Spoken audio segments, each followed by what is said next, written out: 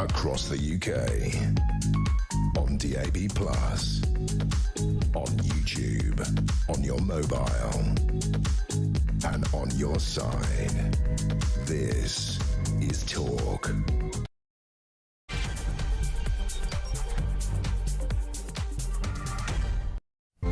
Good afternoon. Yes, welcome back. It is the home of common sense. It's afternoons here on Talk. Thank you to Julia. She's back, of course, on Monday. Loads to get through. We'd be failing miserably not to tuck in to that question of Keir Starmer, who's now vetoed plans for a fresh attempt to reform Britain's welfare system, as Downing Street seeks to avoid another confrontation with Labour and Biz. I'm going to bring you some eye-watering numbers in just a moment. How do we shrink Britain's welfare bill? What is that? What does that look like in reality? Also this afternoon, as you've been hearing, Keir Starmer and the Chinese president in Beijing earlier together, holding their first extended talks since Starmer took office. The Prime Minister said the two sides had made good progress in reducing tariffs on British whiskey and expanding visa-free travel to China, because we're all booking up our summer Beano to China, aren't we? Migration also came into the conversation, with chats relating to the small boat crisis apparently taking place. The Chinese reckon they can help solve. What are they going to do? I mean, I wouldn't like to know, frankly. It might even work. Details on that. And Donald Trump last night issued a chilling threat to Iran. Make a nuclear deal or face an overwhelming military onslaught, as the US president's beautiful armada, it's a beautiful thing, of warships moved into position. The Tehran regime said any attack would be an act of war. They are nutters, of course, over there, so I wouldn't ignore Mr. Trump if I were you, Mr. Ayatollah.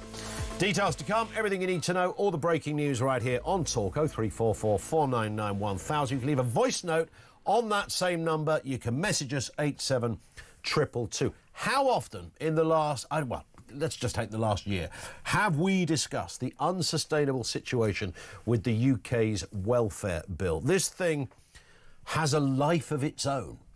If this wasn't so serious and so deeply disturbing, it would just be satire. It is in another place, in another stratosphere of disturbing confusion, hundreds of billions of pounds, and growing, not so much by the day, by the hour. Only last week, remember, we revealed those numbers on this programme. The number of people who are claiming Britain's main benefit without having to work has risen by 1.5 million people since Labour came to power. So in a year and a half, another 1.5 million people means the new figure is now 4.2 million people on universal credit. Here's the kicker: with no requirements to work. This, of course, follows a surge in mental health claims. That is just one benefit. There are dozens and dozens of others out there. But get this for a sobering statistic, and I warn you now, you should be sitting down for this. Forecasts have shown that the total cost of welfare payments will rise by 35 billion in the next 5 years. 35 billion rise in the next 5 years. So you are talking tens of billions on an annual basis. That is the equivalent in today's money of our bill for welfare alone reaching £368 billion. And that's not all, because we've been crunching the numbers at this end. 368 billion quid. Hold that thought. How does that translate to all of us? Are you ready for this? Every household in this country, in order to support a bill that big, will be paying, every household in the UK, £12,266 a year. I just let that settle for a second. 12,266 quid per household just on welfare. That doesn't include our health service. It doesn't include education. It doesn't include defence. It doesn't include transportation and the roads and the potholes. It includes nothing but the welfare bill. £12,266. I can't find the superlative. I don't need to describe to you how massive and worrying that is. I should add, by the way, that 12,266 is £2,300 higher than it was just over 2 years ago. So you see the direction of travel, you can see the pattern, you can see the accelerated rate of growth, and we can all see that has to be completely unsustainable. So with that in mind, and there is an obvious question you ask to this, because of course we can all see the problem, but what is the solution? How do we shrink Britain's welfare bill? It's worth a reminder of what some of our head honchos of the political parties have been saying. This is what Keir Starmer had previously said on welfare. On the question of welfare reform, we're committed to reforming our welfare system. It doesn't work, it traps people, and it has to be reformed. And it also has to ensure that we've got a welfare system that is fit for the future. And that is why there will be a vote, and we will press ahead with the reforms. Thank you. We are reforming them. They're not reforming them. He's vetoed any sort of reform. He's scared witless of any sort of reform because, of course, his backbenchers will squeal, because there's nothing that a socialist backbencher likes more than spending other people's money. They have PhDs in this kind of stuff. We're reforming it, he says. £12,266 a year per household. Opposition parties, of course, will tell us the government are guilty of a dereliction of duty, and it will be so different under their watch. This is what the leader of the opposition, Kemi Badenoch, had to say. The budget next week. Rachel Reeves is going to sell you a story. That she's a heroic chancellor, battling forces beyond her control. It's nonsense. Here's the truth. Labour are about to raise your taxes to spend more money on welfare. Because every time he's tested by his left-wing MPs, Keir Starmer caves.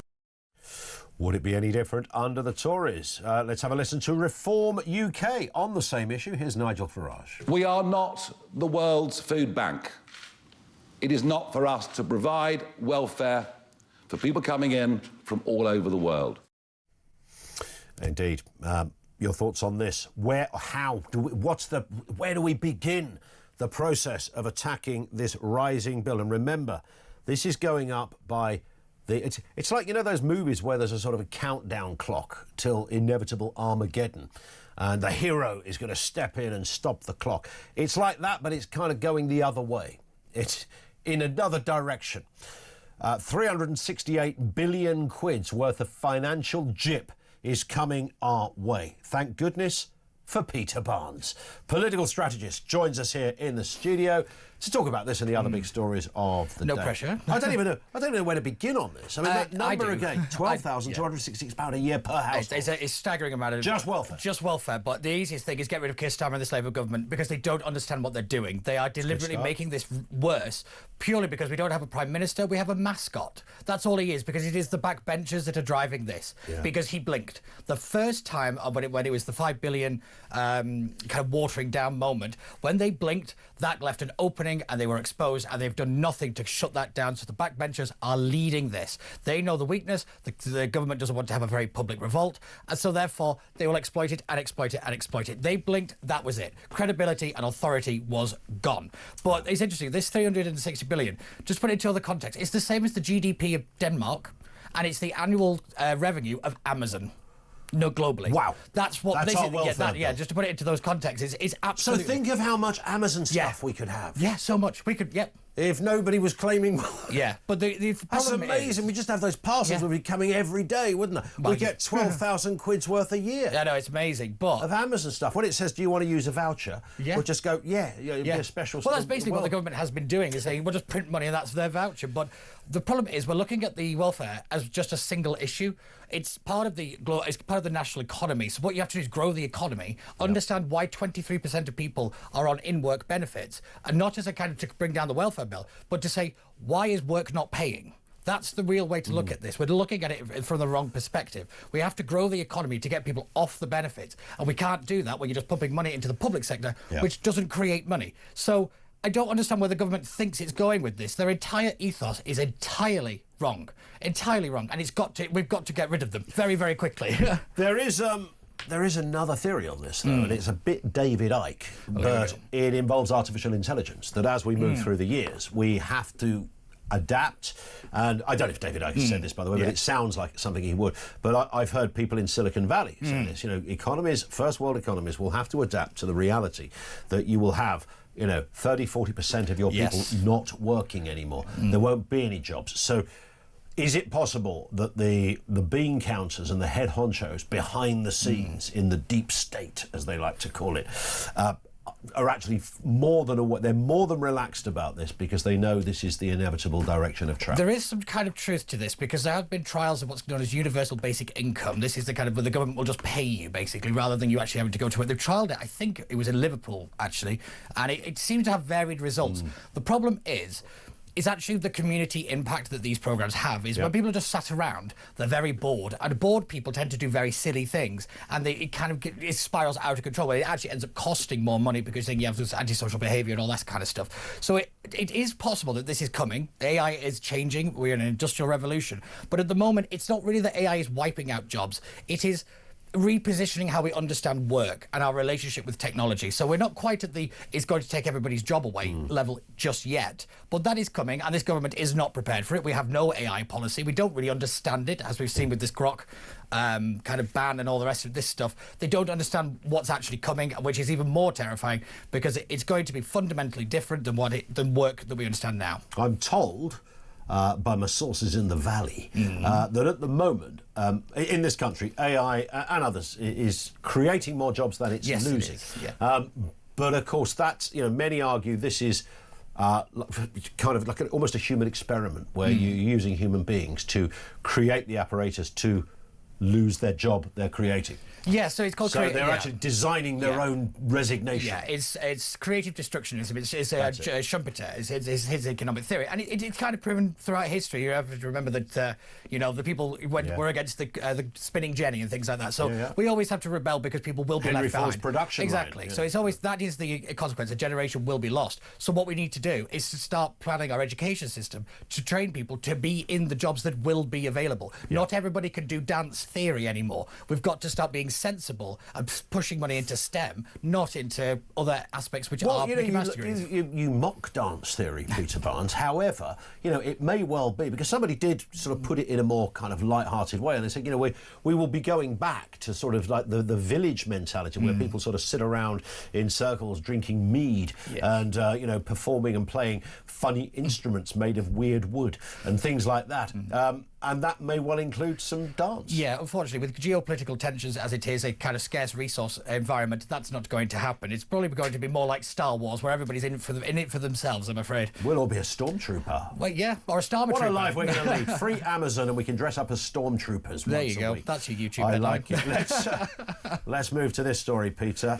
Keir Starmer in China, of course, in case you hadn't heard, speaking with President Xi today about a new deal between the UK and China. Here's what he said this morning. Have a listen. We had a very good, productive session with real concrete outcomes, and it was a real strengthening of the relationship, and that's in the national interest because, of course, there are huge opportunities here in China. It's the second biggest economy in the world.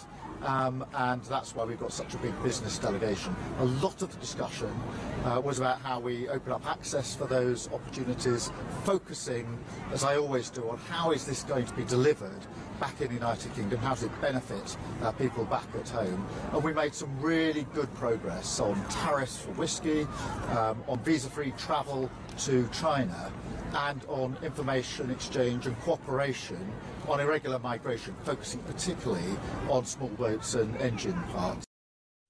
Is that a weird hat he was wearing, or is there a building behind him? I don't know. I was more focused on the amount of words and not saying anything, which is quite impressive, even for his standards. It really didn't say anything there at all. One area that could, however, galvanise a bit of interest is that Chinese police could help stop channel migration crossings under a new deal.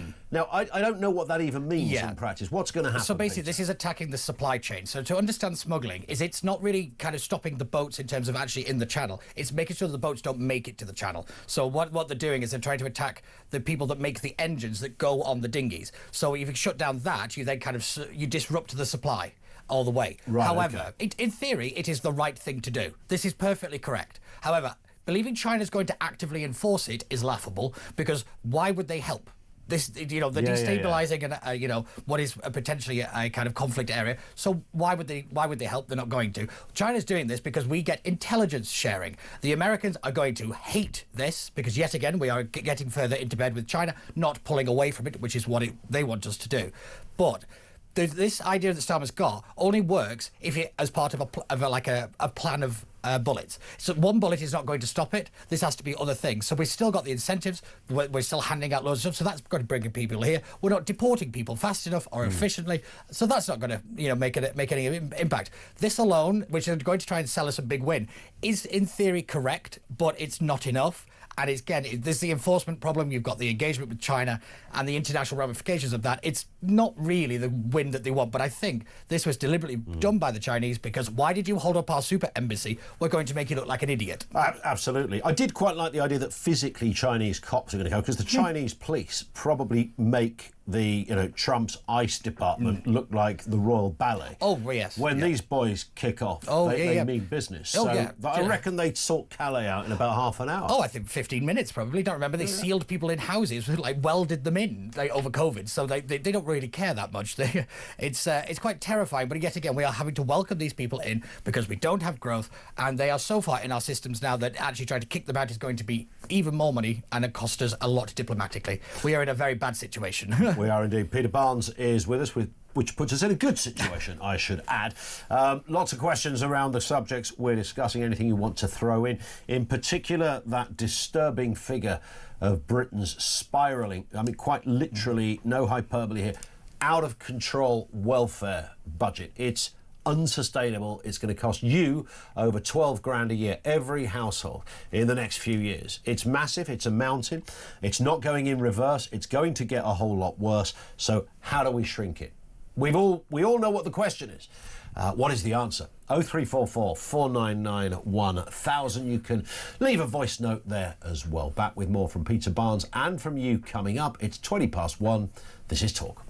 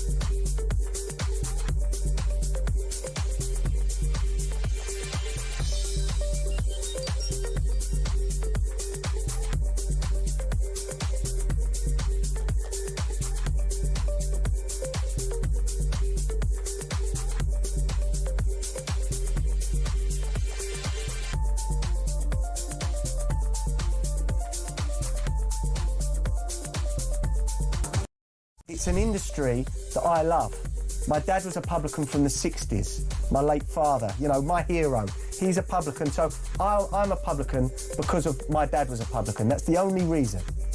I do not want to see these pubs closing every day, because if you fast forward 5 years' time, we might not have many left. And they've got to stop allowing them to be turned into restaurants or turned into mosques or something else. Converted into housing or whatever. They've got to stop this. We've got to start protecting the pub. Yeah.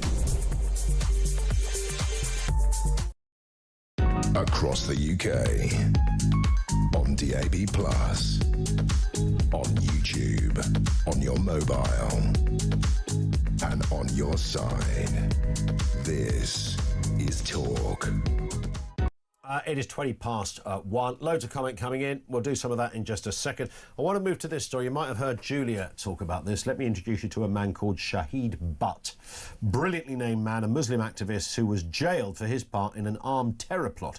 Well, he's decided to change career. He's going to become, hopefully for him, a Birmingham councillor in May. Yes, a former terrorist is going to try and become a councillor in this country. Let's have a listen to the man in question. With the help of Allah, with your support, and with these guys behind me, I know we're going to take this, inshallah. Inshallah. Remember that. I mean, this is all shades of nut jobbery, isn't it? I mean, Oh, goodness yes, me. but it's terrifying. Because, yes, Well, with the help of Allah, what are you talking about, I know, mate? I know. It's a Well- council seat in Birmingham. Yes, I mean, but let's not forget, you know, we've got Gaza MPs. This is the problem. We're now actually importing the politics and the domestic politics of other nations into our own, and it has only happened because we have not stood up for British values. We've folded every single time, and you've got incidents like the West Midlands police drama, all this kind of stuff, and this is what happens. You know, we don't have to worry about kind of any kind of invasion. It's already here, and they do it through using our systems because they are not resilient enough to this thing.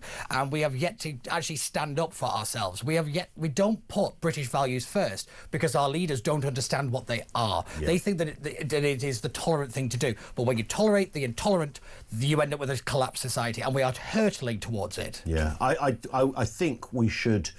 I mean, it's going to be interesting to find out how many votes this man gets. Oh, I want to know the name of every. I know it's meant to be confidential. I think the government need to make an exception here. So, you know, anyone who votes for this guy, we want to know who you are, and we'll find out where you are, and you will not be off the radar for the rest of your life. I'm going to say, it would not surprise me if MI5 are not sniffing around these particular candidates. I don't particularly like that idea, but it would be a very wise security move, I would suggest. But why are we not allowed to say out loud, sorry, mate, this is the United Kingdom, you know? Yeah. We've done diversity before the word was even invented. We don't need any lectures on having different types of people, colours, religions.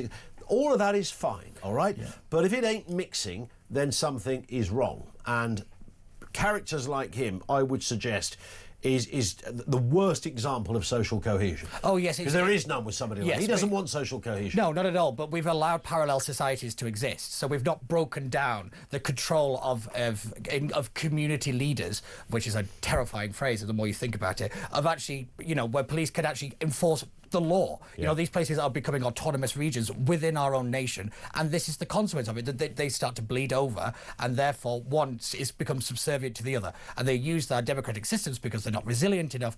We don't enforce our British values, and so therefore that is how it works, and it's happened throughout history. So why we are just hurtling towards it and we don't stop it is because, yet again, the people in charge are not brave enough to say no, and that is just a matter gets a of free courage. pass, this kind of stuff. There he is invoking a sort of made-up god or something as part of his campaign before he's even started. I mean, the bloke would be a cartoon character if it wasn't the underpinnings of his previous that was... if you look at the actual voting intention of the Muslim demographic, it's the majority now are hurtling towards this kind of focus on international affairs rather than domestic, and it will have a ramification on things like the welfare budget, the national security. It will have schools, education. Everything is affected by this decision, and the ones that they take. And unfortunately, because we don't, like I say, defend ourselves, we're just open to attack. And I don't really like to use the kind of combative nature of it, but it's to put it into context of these are two communities that don't fit together unless you force it together. So integration is not an option, it is a necessity, and that's the problem. We don't really back up the necessity. Let's move to this story. Interesting the Lucy Letby story keeps bubbling away in the headlines. There's this just incredibly disturbing tale of the former nurse serving 15 life sentences for murdering 7 babies. But there is a body of people out there, and what makes this interesting, these aren't the usual conspiracy theorists who believe she's innocent, and one in particular is a retired Detective Superintendent Stuart Clifton, who says that Lucy Letby's conviction is the greatest miscarriage of justice this century. Now, what is going on here? And I think former Detective Clifton was part of the Beverly Allitt case as well. Yes. So he's aware of, shall we say, medics doing terrible things, but clearly believes. He says that from 2015 to 2016, reviews by senior paediatricians have found no evidence of criminality. Yeah, it's also Who's right here? Yeah, but I think this is the thing. So I'm not a legal expert, so I'm going to kind of pull back. So just looking at it from my perspective, when certain names start to make a point about evidentiary kind of level and whether it's been reached, you start to pay attention. Yep. Yeah, I think you have to. This is expertise in an area you've got to listen to. And the fact that CPS has said they're not bringing any further charges is interesting as well. That's why it's kind of reset the cycle. So that's why it's back in the news again. But I do think that we have to kind of look at what the conflation of two issues. One is Lucy Letby guilty or not? And then there is also, if she's not, what was the institutional failure that then allowed this situation to happen? There are two stories here, and we keep conflating them, and we've got to keep them separate because there is an inquiry into Chester, a hospital where all this occurred, as to why this has gone down. What on earth happened? Because this hospital either allowed a murderer to operate, or something terrible has also happened, and we need to know what happened and how do we fix it. So whilst we focus on this bit, there is also the other aspect that we have to keep a kind of wide-angle lens on it. But again, it's one of those things where I kind of pull back because I'm not a legal expert, but when the CCR, which is kind of the miscarriage of justice unit, kind of kick in, something has gone wrong somewhere, and we have to be forensic, and we have to kind of take our personal animosities or whatever out of it, because this is very, very important for others, for safety in the future. Indeed. Let's move to this story, Peter. The King. The King has spoken. Oh, God. Yeah, you thought the planet was dying. Well, somebody far greater than all of us, our own monarch, he shares the sentiment, but he reckons that he's the man to help save it. It's his long life ambition to save planet Earth. He's got a new documentary coming out. Let's have a little sneak preview at the trailer.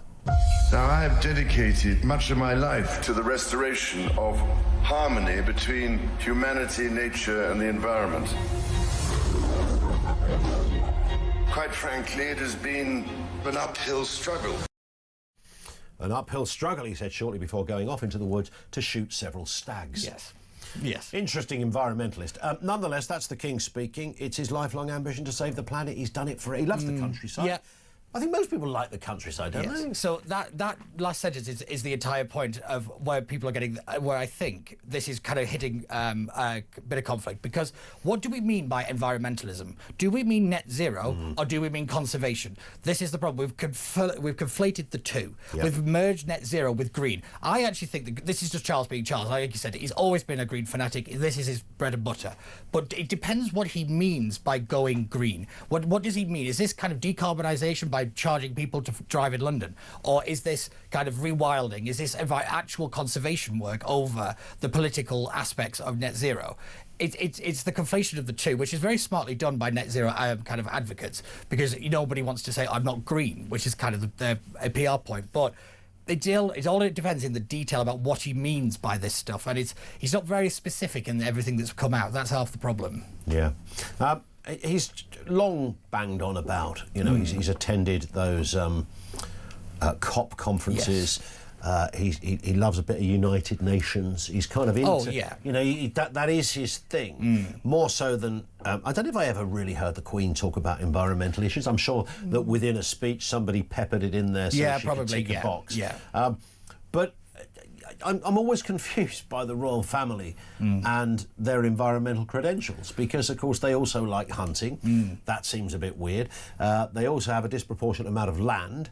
They also do a lot of things in terms of building. They also are the capitalist kind of kingpin of country foods and the Duchy of Cornwall or wherever it is, all of that kind of stuff, which environmentalists say is part of the problem. So it's a kind of confusing picture. It is, What are the regal qualifications? All I can think of is the fact that Charles probably spent most of his childhood in the countryside, so he considers himself to be a person of the countryside. Well, he owns most of the countryside, so there is that. Because they always said that the Queen was always the happiest at Balmoral. So that kind of the connection of the countryside and the rural communities and the royal family is very closely linked. They always said that the Queen was a person who was more comfortable on a muddy farm than she was at a palace. But it is interesting that kind of the contradictions are there, and they are right to be held up to people. But again, it's what does Charles mean by going green? Because William's got his Earthshot award, and that's kind of, he says that was inspired by his father's work in environmentalism. So it is linked very closely to the royals. But it is interesting, the kind of just the stark kind of, really, you're doing this and you're saying that. I think that is what sticks in people's craw a little bit, because nobody likes a hypocrite, particularly the British. Indeed. On that point, Peter Barnes, you are dismissed, sir. Thank you.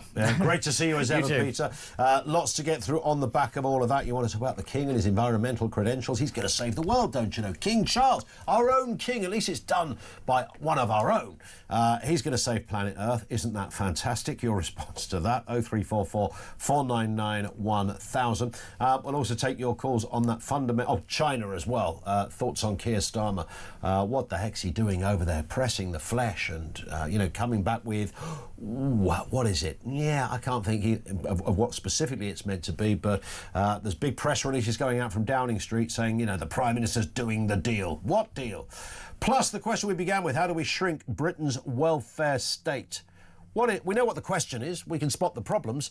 What is the answer? 0344 499 1000.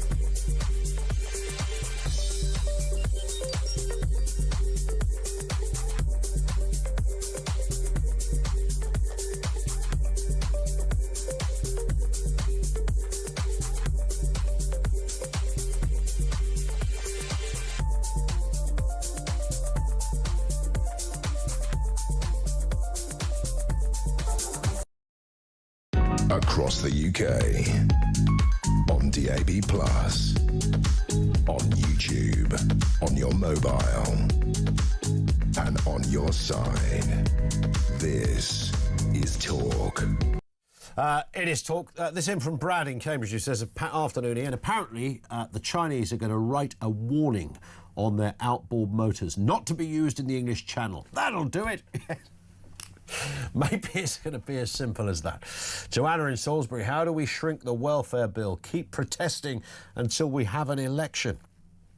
Yeah, I wonder whether that would even touch the sides with this current government. Rob says the problem is, where are these people supposed to work? I'm not sure I would hire a benefits fraud person, says Rob in Taplow. The other thing, which I have some sympathy with, I mean, universal credit just specifically, and of course that is one of dozens and dozens of benefits that are out there, but it's the one that seems to hoover up the most headlines, and we revealed that figure just last week, that we now have 1.5 million more people claiming that particular benefit since Labour came to power, puts the number up to about 4.2 million. What's interesting about that group is that they have no requirement to work, and that surge is mostly due to mental health claims. Now, nobody is going to, in the same way you wouldn't, somebody who was physically disabled, you wouldn't want to suggest, you know, we feel quite proud, don't we? We've got a system, yeah, we help people who literally, you got no arms, you can't suddenly become a baker like you used to be. We get it, we help people that need it, and similarly, mental health is also a problem. But of course, there is a big old question mark these days as to what constitutes mental health. But that number merely feeds in to this overarching headline that we revealed today, that within 5 years' time, our welfare bill will reach £368 billion. That's at today's prices. 368 billion quid, which is for the average household, per household, an average household will be paying in order to prop up that massive and growing by the hour figure, £12,266 per year, each household.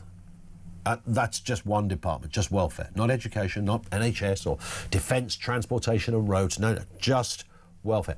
That is the dictionary definition of unsustainable. Let's get a word from Seb Charlton, who's the Digital and Communication Manager at the Adam Smith Institute. Seb, good afternoon to you. I mean, we can all spot the problems. We can all ask the questions. 368 billion, 12,266 quid a year per household. It's clearly unsustainable. However, the bigger question, the one few of us can answer, is what is the answer? How do we solve it?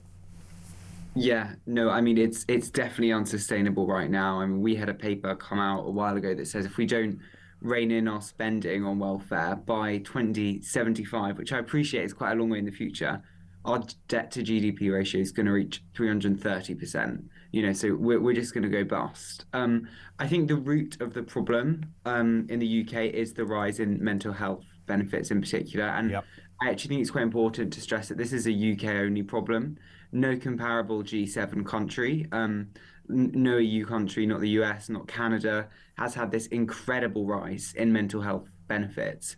And I think that's because of the way we've constructed the system, that basically at every opportunity, doctors, people who work in in the benefit system are just encouraged to take people who come with probably legitimate mental health issues and say, right, let's sign you off work, rather than saying, how can we find a way for you to work whilst also dealing with these mental illnesses, or actually addressing the root causes of these mental illnesses.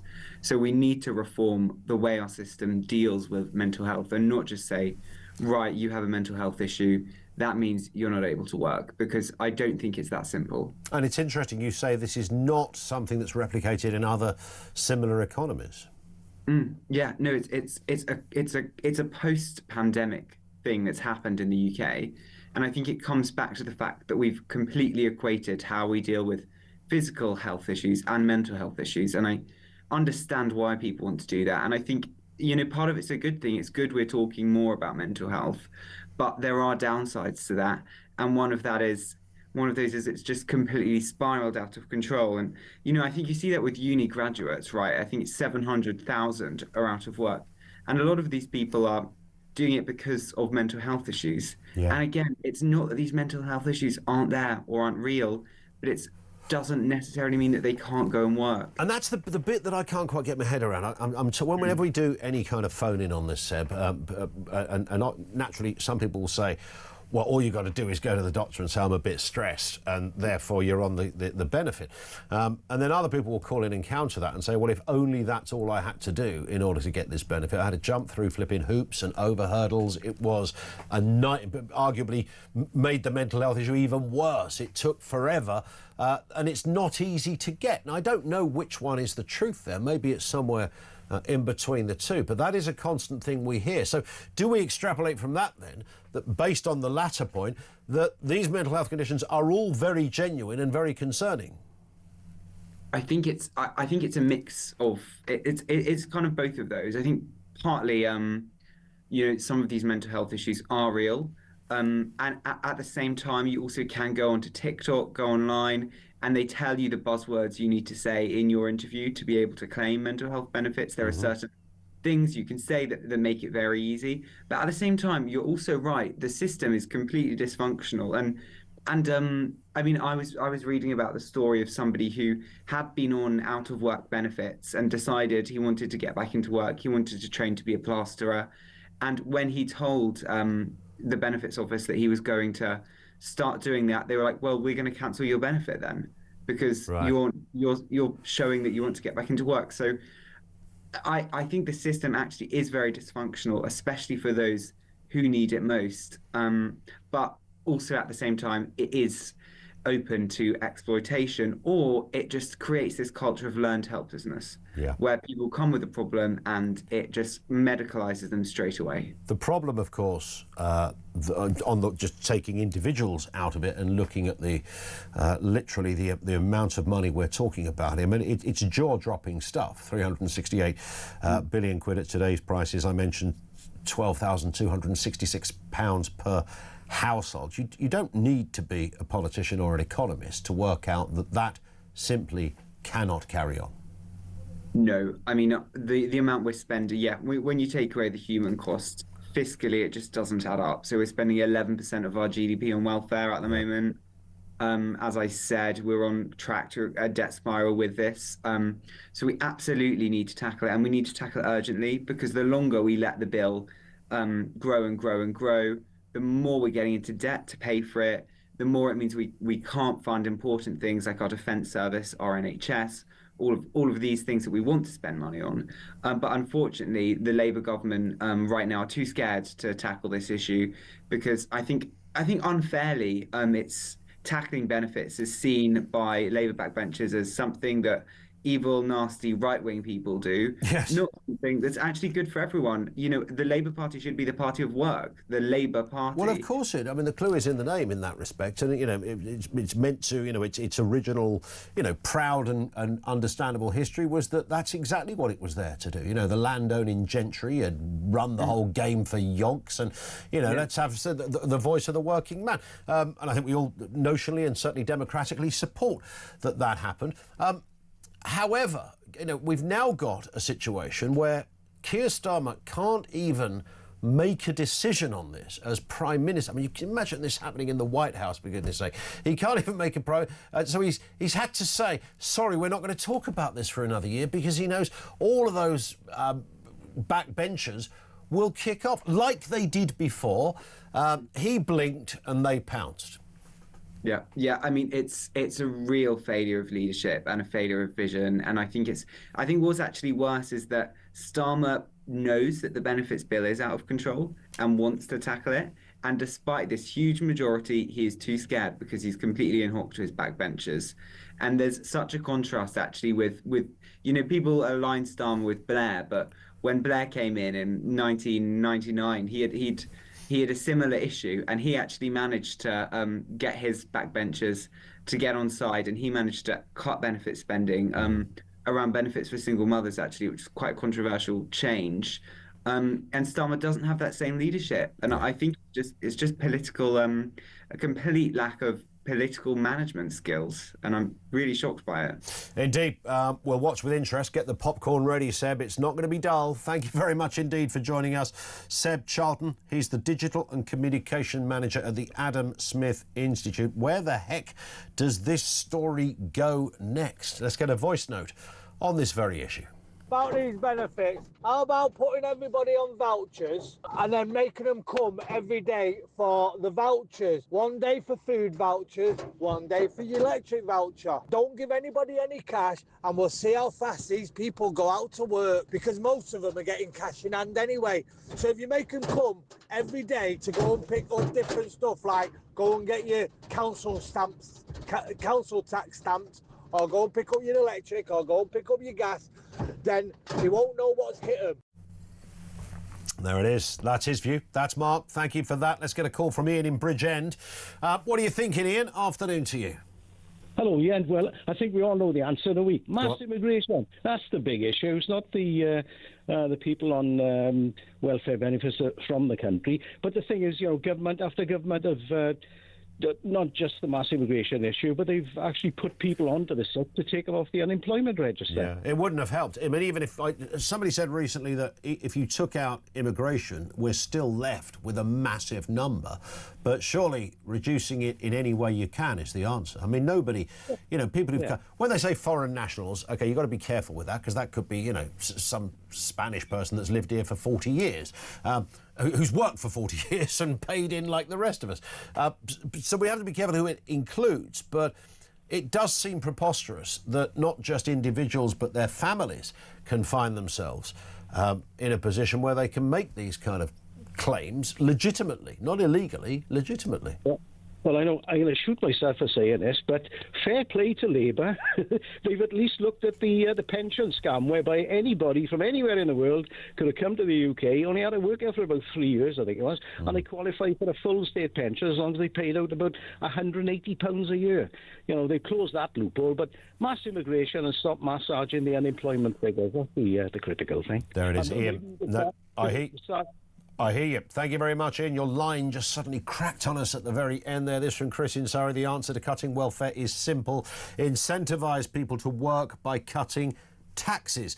Disincentivise people sponging by cutting or stopping their benefits. If people on benefits can go to work and earn, say, $20,000 tax-free, that has to be better than paying them to sit idle. Once they've been there for 2 or 3 years, they can gradually be brought into the system, says Chris. And then you get into another argument. I'm never quite sure whether this is a sort of left-wing argument or whether it's a completely reasonable. I genuinely don't know. I mean, it's clearly a left-wing position, but does it go wider than that? And that's the point of big corporations simply paying more money. Now, I'm told So if, I don't know, a large supermarket pays 11 quid an hour, 12 quid, whatever the minimum wage is now, so it's 12 quid an hour. If they pay £12 an hour, why don't they pay £24 an hour? And you go, well, oh, right, OK, would that... Well, I can see on the face of it why that might not work, because if you're going to pay them £24 an hour, then every manager, every supervisor and everyone up the chain, you have to sort of address the differential where there is clearly a wage structure which incentivises and reflects the fact that people in different positions have greater responsibility. If you're the store manager, then clearly you are going to have more responsibility than Eileen, who stocks the fish fingers, with respect to Eileen. So where do you go with that? So it sounds like a good idea. Just pay more money.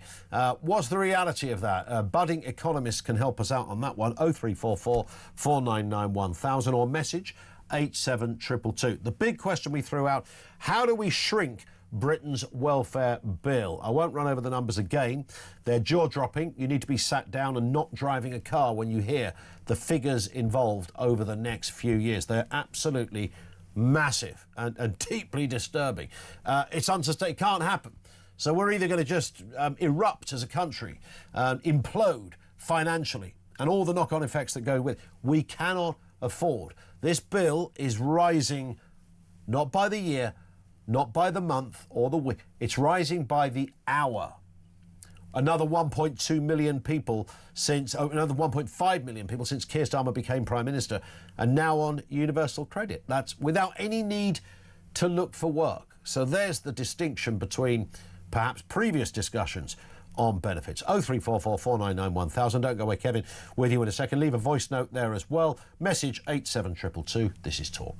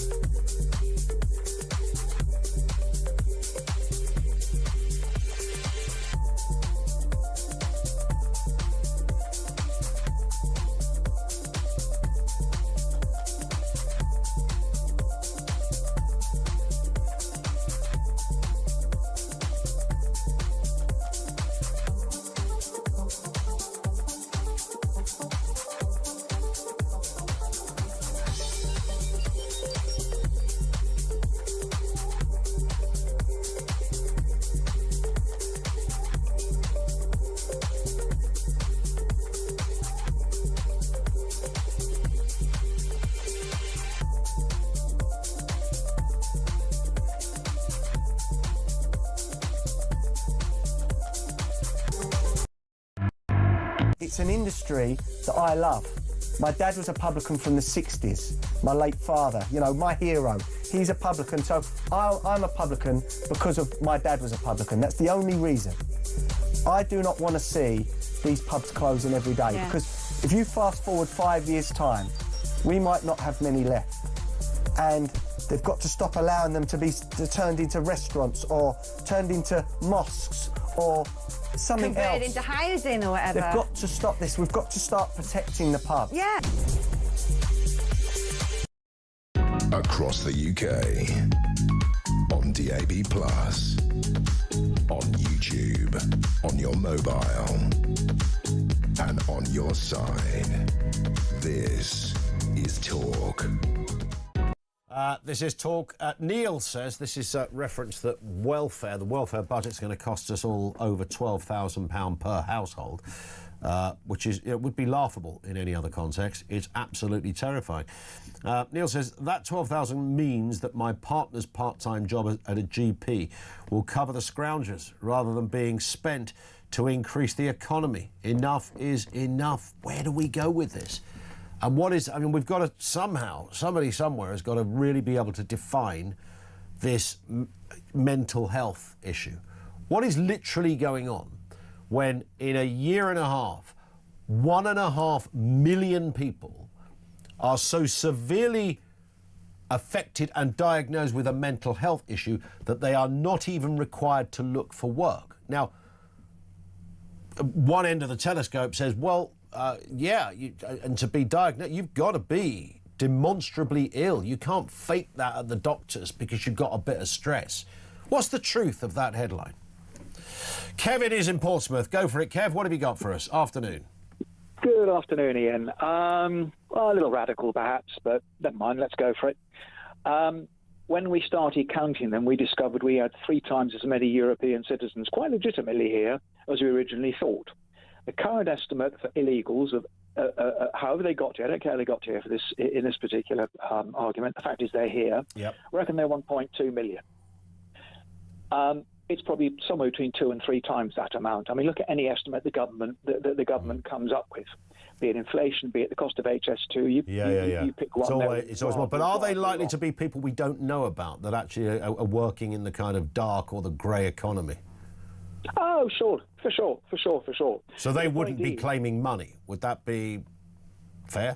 I don't know. They're not claiming money. That's less of an issue. They still shouldn't be here. Well, that's very true. But my point is, you start rounding up anybody who's here illegally, and you deport them. Now, if they've come over on a visa, we know who they are, where they've come from. Next flight out, job done, finished. Yeah. Illegals, you put them straight into an internment camp, and there they stay. We can either repatriate them back to France from whence they came, or they stay there until they die. The second you do that, I promise you, the boats will stop within a month.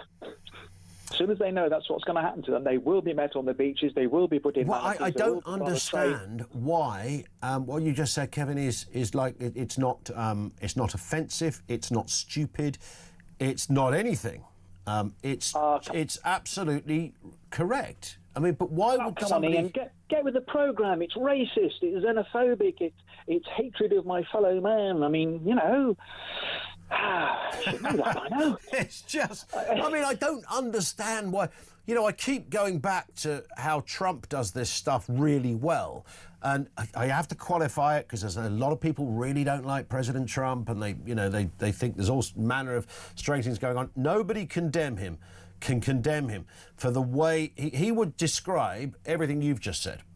That's how he would describe it. We don't have any politicians, even in the opposition. Nigel Farage goes closer, but we don't have anybody say, no, I'm sorry, this is what we're going to do. We have to set up one of the many islands we have off this country, and we will set up a place where that's where anyone who tries to come in will go. We don't want to starve anybody. We're not going to beat anybody. There'll be a roof over your head, but that will be the deterrent. Now, I think that would stop the boats, but for some reason, no politician will ever say that.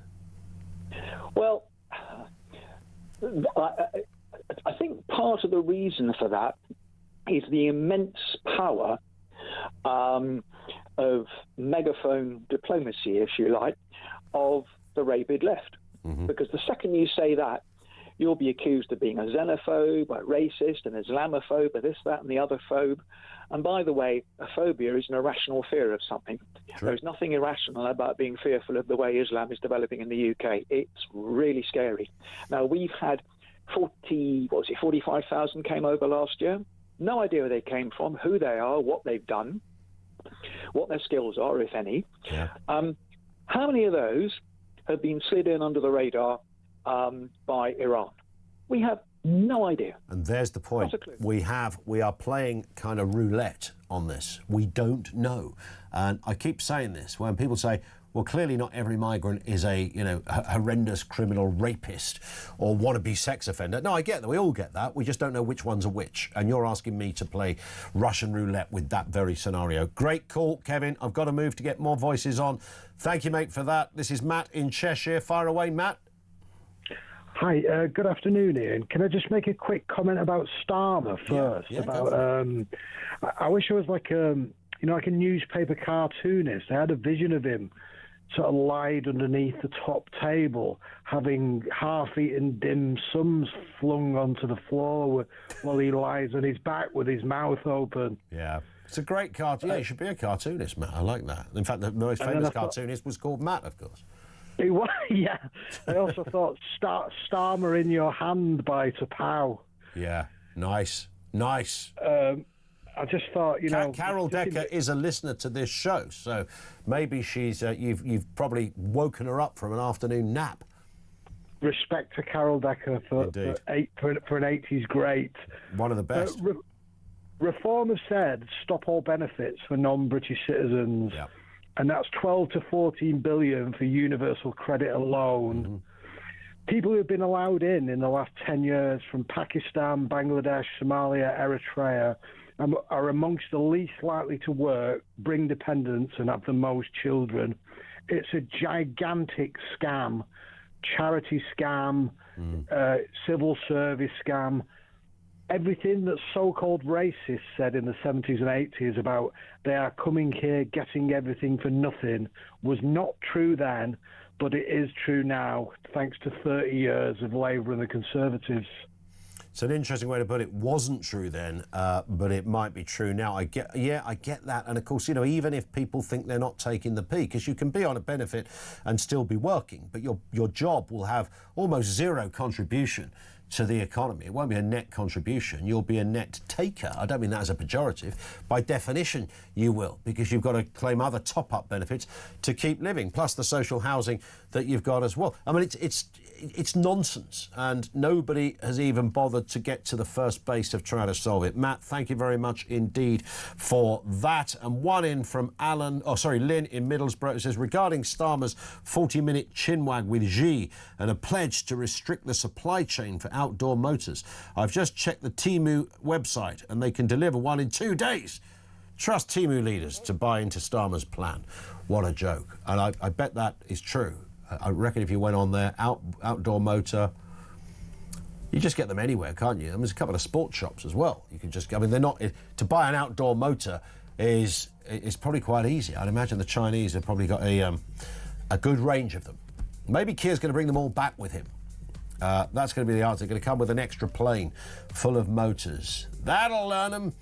Maybe. 0344 499 1000 is where you'll find us. Loads to get through, including that question. How do we shrink Britain's welfare bill? Thoughts on the other stuff? China.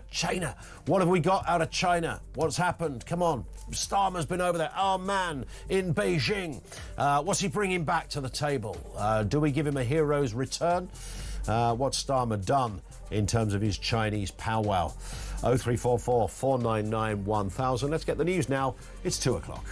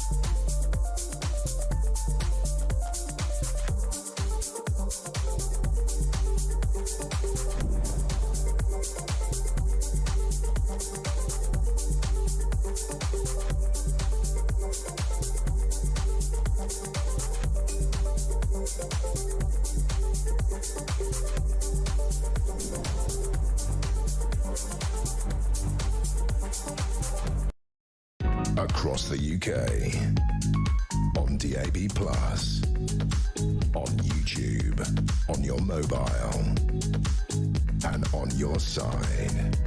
This is Talk.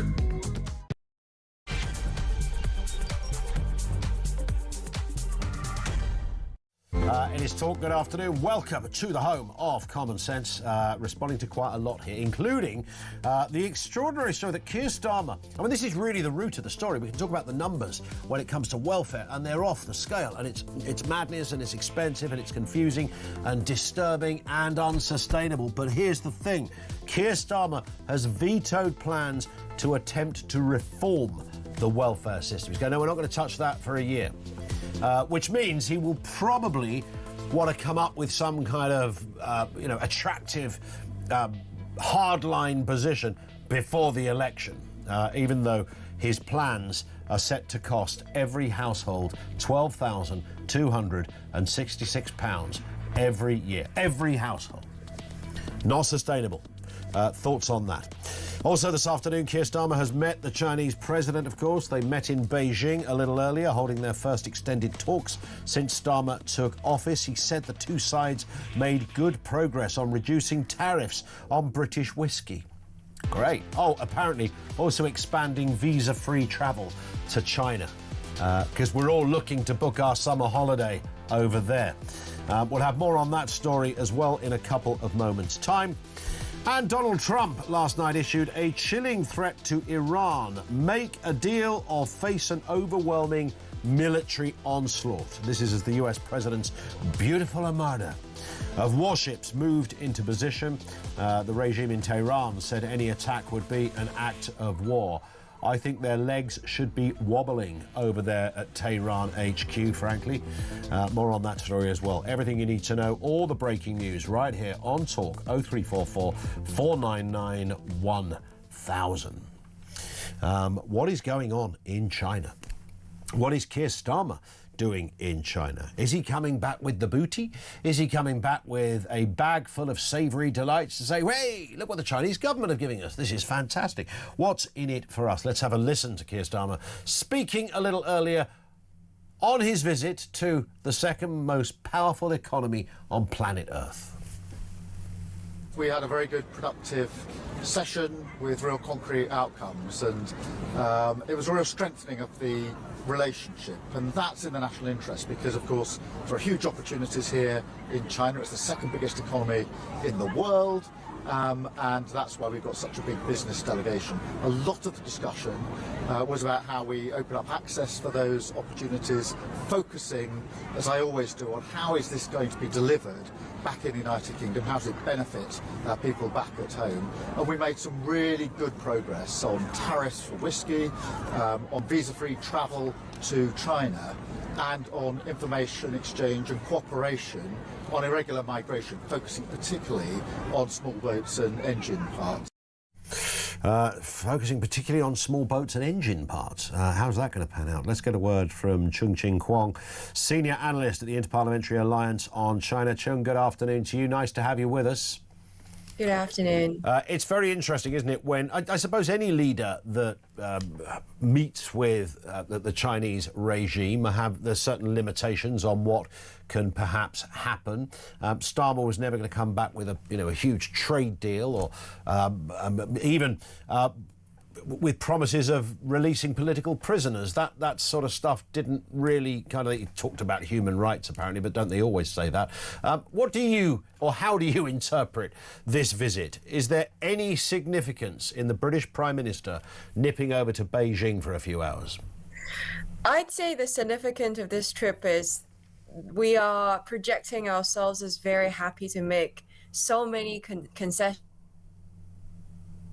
just to set foot on China. So before this visit, there is reports about number 10 officials' phones being tapped, and the Keir Starmer government has approved the mega embassy with loads of concerns. And at the end of the day, taxpayer is actually paying for the cost of it because the MI5 is now tasked to reroute those sensitive cables outside the Royal Mint Court.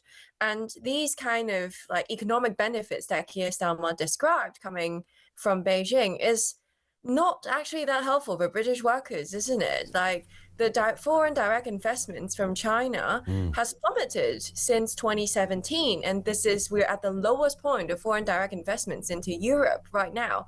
And how is that going to boost growth? And when it comes to opening the UK market for more Chinese goods to come in, are we actually pushing our British workers to compete with forced labor practices in China or worker exploitation, that workers work very cheaply for 9 to 9, 6 hours, six days a week?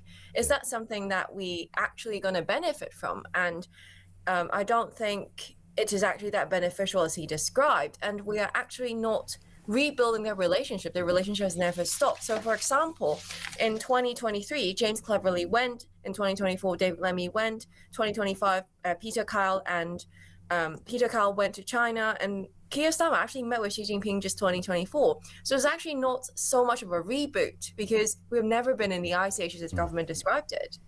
Is there, I mean, what is the, it's always interested me, you are obviously closer to this, but it's, China just fascinates me in terms of this sort of veneer of arch capitalism that it unashamedly sells around the world. Everything, you know, we buy on Amazon, from clothes we wear, cars now. I mean, the car market is exploding courtesy of the Chinese government. But of course, underneath it is still a correct me if I'm wrong, essentially a communist regime. I think the leader's title is still officially chairman. I mean, that doesn't change. So, you know, it kind of works like almost no other country on the planet. I'd say the framing of communism is very interesting in the case of China because it's not actually communism. You see Ferraris on the street, like that's not very much not how we typically think about it. Right? I get it.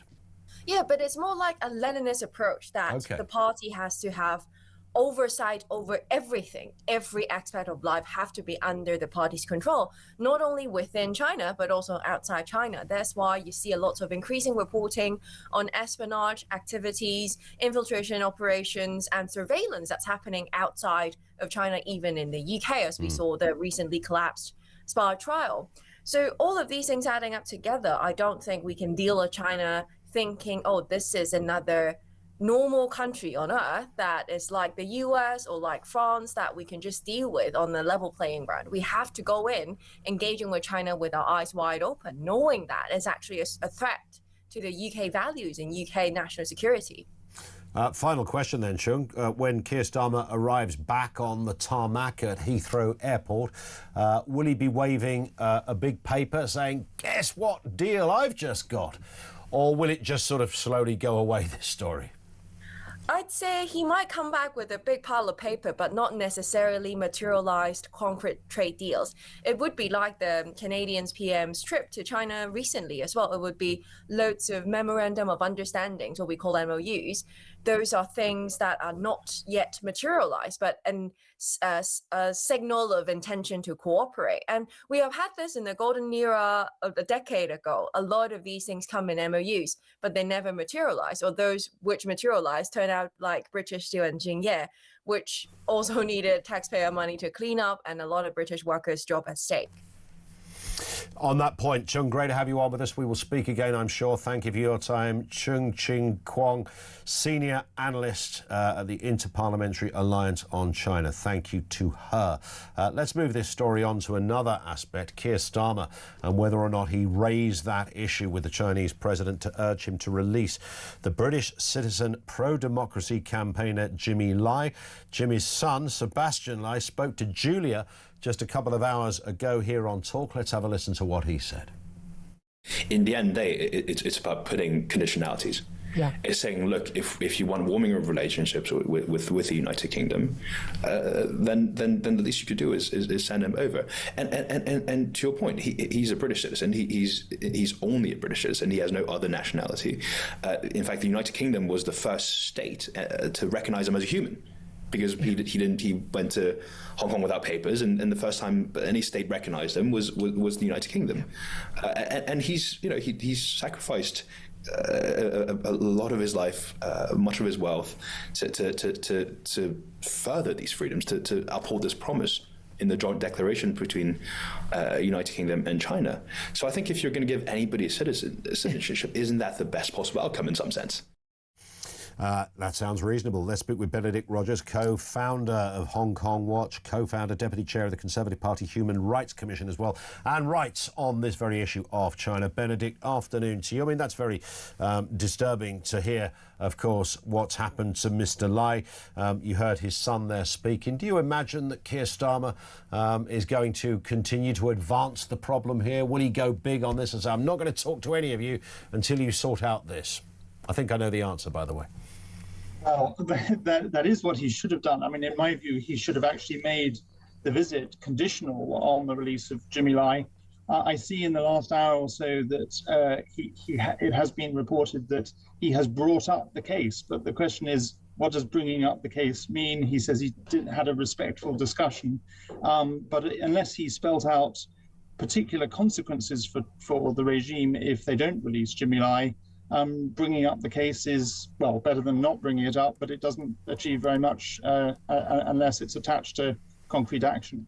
How seriously do the Chinese take Keir Starmer's visit, do you think?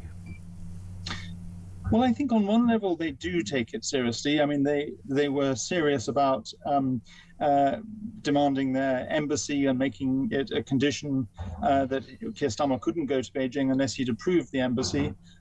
They clearly want to extend their investment and their influence here. And I think actually they are more respectful when leaders stand up for their values. They may not like it, but I think they would be more respectful of Keir Starmer if he did raise all the concerns robustly rather than just a sort of tick box exercise of raising them. In terms of the kind of wider question of China, it's this kind of, I was saying to our previous guests, it's a sort of curious place. And you kind of, part of your brain compartmentalizes it to, you know, when we were a kid, it was almost a joke, you know, that everything was made in China. Made in China. It was on your clothes, it was on your socks, your pants, the toys you got for Christmas. It was everywhere. And that continues to be the case to this day. But it's no longer really a joke, of course, because this is now an economic powerhouse. It's attempting to overtake so many areas. I mentioned the motor industry, where it could cause real damage to the West, particularly in the electric car sector as well. So we have this sort of, you know, it's they're just a weird bunch of old commies, kind of, to put it brutally. But of course they're not. And, you know, they are very powerful, very dominant, and are carrying quite a lot of trump cards at the moment.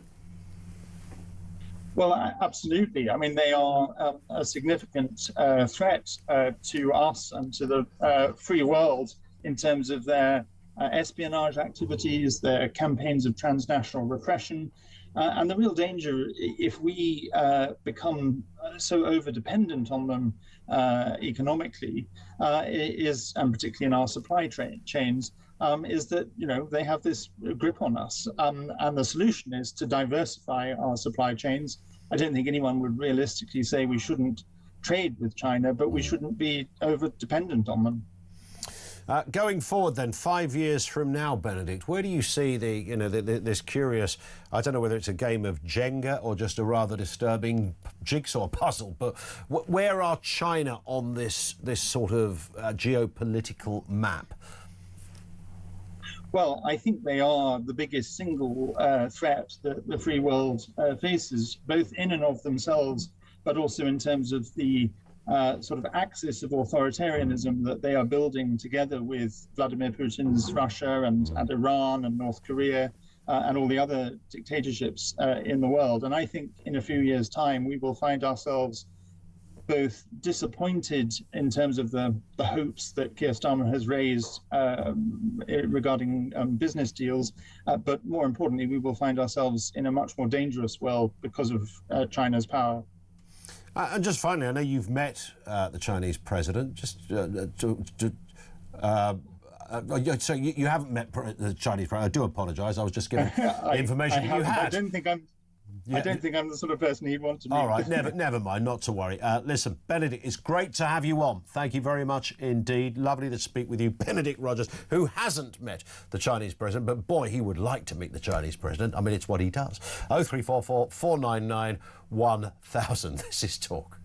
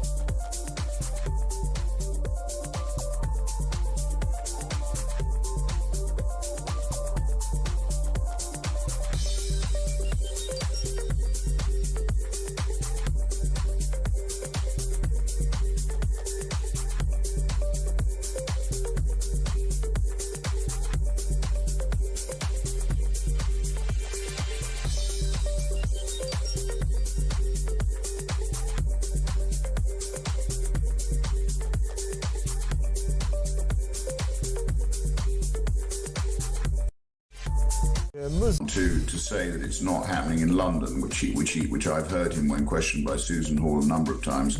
He bobs and weaves and evades the question and tries to pretend he doesn't understand it. But the truth is, we know it's happening in London, and we've got our 2-week hearing, which is starting on Monday. It'll be behind closed doors, obviously for sort of safeguarding reasons. And we will be releasing, obviously, the sort of clips of what we think is suitable to be released.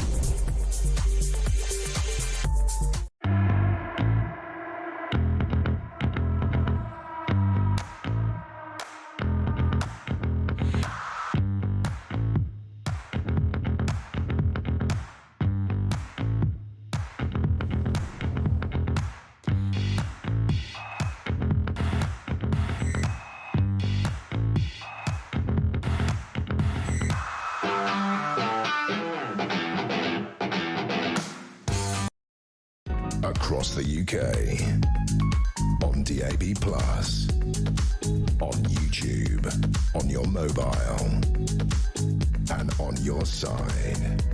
This is Talk. This is Talk. 0344 499 1000. Keir Starmer, of course, has been speaking in Beijing. He said he's very proud to be the first Prime Minister to be here in 8 years. Stop saying that. Julia was in 8 years, not 80 years or 800 years. That might be a sort of, a marked occasion. No one's been here for 8 centuries. Starmer was the first. It's 8 years ago. God, 8 years ago in my head is like half an hour ago, It's like we had it was just between Brexit and COVID. That was 8 years ago. There's nothing that remarkable that he's the first in 8 years. You don't tend to mark that in any kind of significant way. He says he's followed through on his pledge to build a consistent, long-term, comprehensive and strategic relationship with phone tapping, with China. So there you go. He's happy as Larry. Bless him. 0344 499 1000. And just to give you the latest on that news, you might have heard it at 2 o'clock.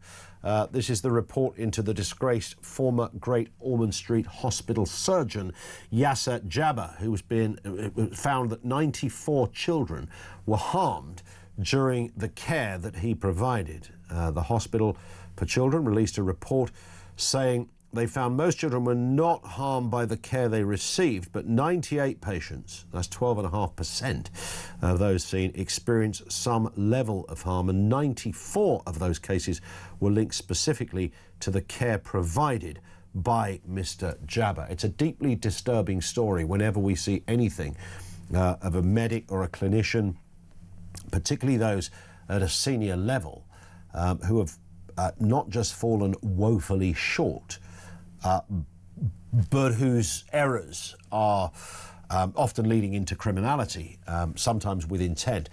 But regardless, your jaw does drop a bit, because these are the people that look after us, right? And particularly when it comes to childcare in hospital. That's the latest into that report. Let's go back to your calls. Mark's in Lincolnshire on China and Starmer. Mark, what have you got for us? Hello. Hi there, Ian. Hiya. Hiya. Yeah, I think the China question is always quite a bit of an interesting one, really. I mean, they're not technically communist as such, but they are kind of communist. They're very authoritarian, and they exercise a very strict control regime against their people. Let's say. I think the thing is, right off the bat, the Jimmy Lai thing. Starmer was doing this whole thing where he couldn't go to China if they didn't get their super embassy. Well, instantly, his response to that, when that came out, his response to that should have been, well, you're not getting your super embassy unless you release Jimmy Lai. Simple. The reality is, people like Starmer, people of his ilk, his ideology, just like Canada, the EU, Australia, will always side with the New World Order in China, because not doing so would mean admitting that Trump is correct and right. Yeah. And that's where I see the problem here. Because, China are not a friend at the end of the day. That's the question, isn't it, that I'm fascinated by and slightly fearful of. What is, who are they? I mean, they remain a mystery, but they are dominating the planet. Yeah, absolutely. I mean, they're pillaging resources from all over the world. They're sticking their fingers in every bit of pie, buying up debt and all the rest of it to exercise control, because they're authoritarian. How you could rationally get into bed with some, a regime like that is beyond me, to be honest. Well, you'd think so, but how do you simultaneously, though, Mark? How do you ignore it? I mean, they are. We mentioned just the issue of the car industry. I mean, they're coming out with cars that look a bit like a Range Rover Sport, and they're selling them for about 26 quid. So you look at that and you think, yeah, this is going to dominate. They're disrupting. The whole disruptor model is alive and well. If you invest in your own industry and you start making these things again, then you just essentially cut China off. What are they going to do? At the end of the day, they need us and the rest of the world as much as we need them. Yeah. From that side of it. We could essentially kneecap them, as it were, just by doing that, just by saying, right, well, we're not trading with you anymore. Yep. If the Western world did that, they'd be absolutely screwed. Can the Western world afford to do that, though? Well, this is what I'm saying. You have to invest in your own people and your own industry. Yeah. At the end of the day, if it was like it was before China took over all this stuff, then China would never be a thing anyway, would they? They wouldn't be a thing. They all started back in China and trading with China because they were doing it cheaper. Yep. Because they can do it cheaper, because they can literally pay their people nothing. Sure. They can literally force their people to do the work for next to nothing. So there was always the moral high ground that they could have taken on these kind of decisions, but they never have. Yep. Because the reality is, doing so means admitting their ideology is wrong and flawed. On that point, listen, great to have you on as ever, Mark. Thank you very much indeed for that. Let's get a word from Charlie in East Sussex, also on China. Do you think Keir Starmer is a greater leader than he was yesterday, Charlie? Oh, absolutely not, Ian. Absolutely not. Look, he's gone to China open-handed. They're going to get exactly what they want, Ian. Closer ties, sharing security with China, and we're going to come away, or Starmer's going to come away with absolutely nothing. I guarantee you that. Might be some kind of token gesture, because that's, we're negotiating trade deals from a position of weakness. Now, for my mind, part of this, I'm the only one that's been, I'm the first Prime Minister to go there in 8 years. I mean, so what? That's not an achievement, is it? I think there's also a little bit of anti-Trump sentiment here, saying, oh, look, I'm prepared to talk to these people, and, you're the big sort of like anti-Chinese US president at the moment. So I think there's an element of that because our relationship with the States has gone sour. We all know that. And, you know, from my point of view, I think when you look at what Starmer's doing, he's out of the country, he's been out of the country a long while. What's he going to achieve? He's had to go there with a token, which is the embassy. He's already sorted out the spying charges against those two guys. So come on, does he really think that the British public are that gullible? Yes. What on earth is the man doing? Well, the thing we have to keep in mind about Starmer, Charlie, is he's just not very good at being Prime Minister. And he follows in a long line of people who are not very good at being Prime Minister. I don't just mean that his politics are not my flavour or anything as obvious as that. It's just operationally, he's not good. You know, Boris Johnson wasn't good at being Prime Minister in the sense of the policy, but he was very good at selling it on the doorstep, wasn't he? You know, when Boris first came on the scene, everything was punky-dory, it's all exciting, optimism was flowing out of his lug holes, everything was going to be stunning. Yeah, but, I mean, when you look at it, Boris Johnson's a character. And so, you know, we all voted a character in, didn't we? Yeah. We sort of love him or hate him. You sort of knew what you're going to get with Boris. You know, at best he might do a good job. At worst, you're going to have a laugh. With Starmer, he just has not got the aptitude for it, I believe. You know, this thing that's come out about his involvement with pursuing ex-servicemen. I mean, honestly, the optics of this are terrible. Yeah. But on a final note, I like to keep it short and sweet. I'm actually opening up a new website, migrantmotors.com. Fantastic. So get your outboards. Good work. I'll put me down for 3 if you wouldn't mind, Charlie. Is that all right? I'm starting up a new business as well. It's the return trip from Dover. Let's see how we do between us. Charlie, thank you very much indeed for that. Jeff says, afternoon, Ian, just listening to our Prime Minister. Lies, lies and more lies. I'm sure he doesn't even lie straight in bed.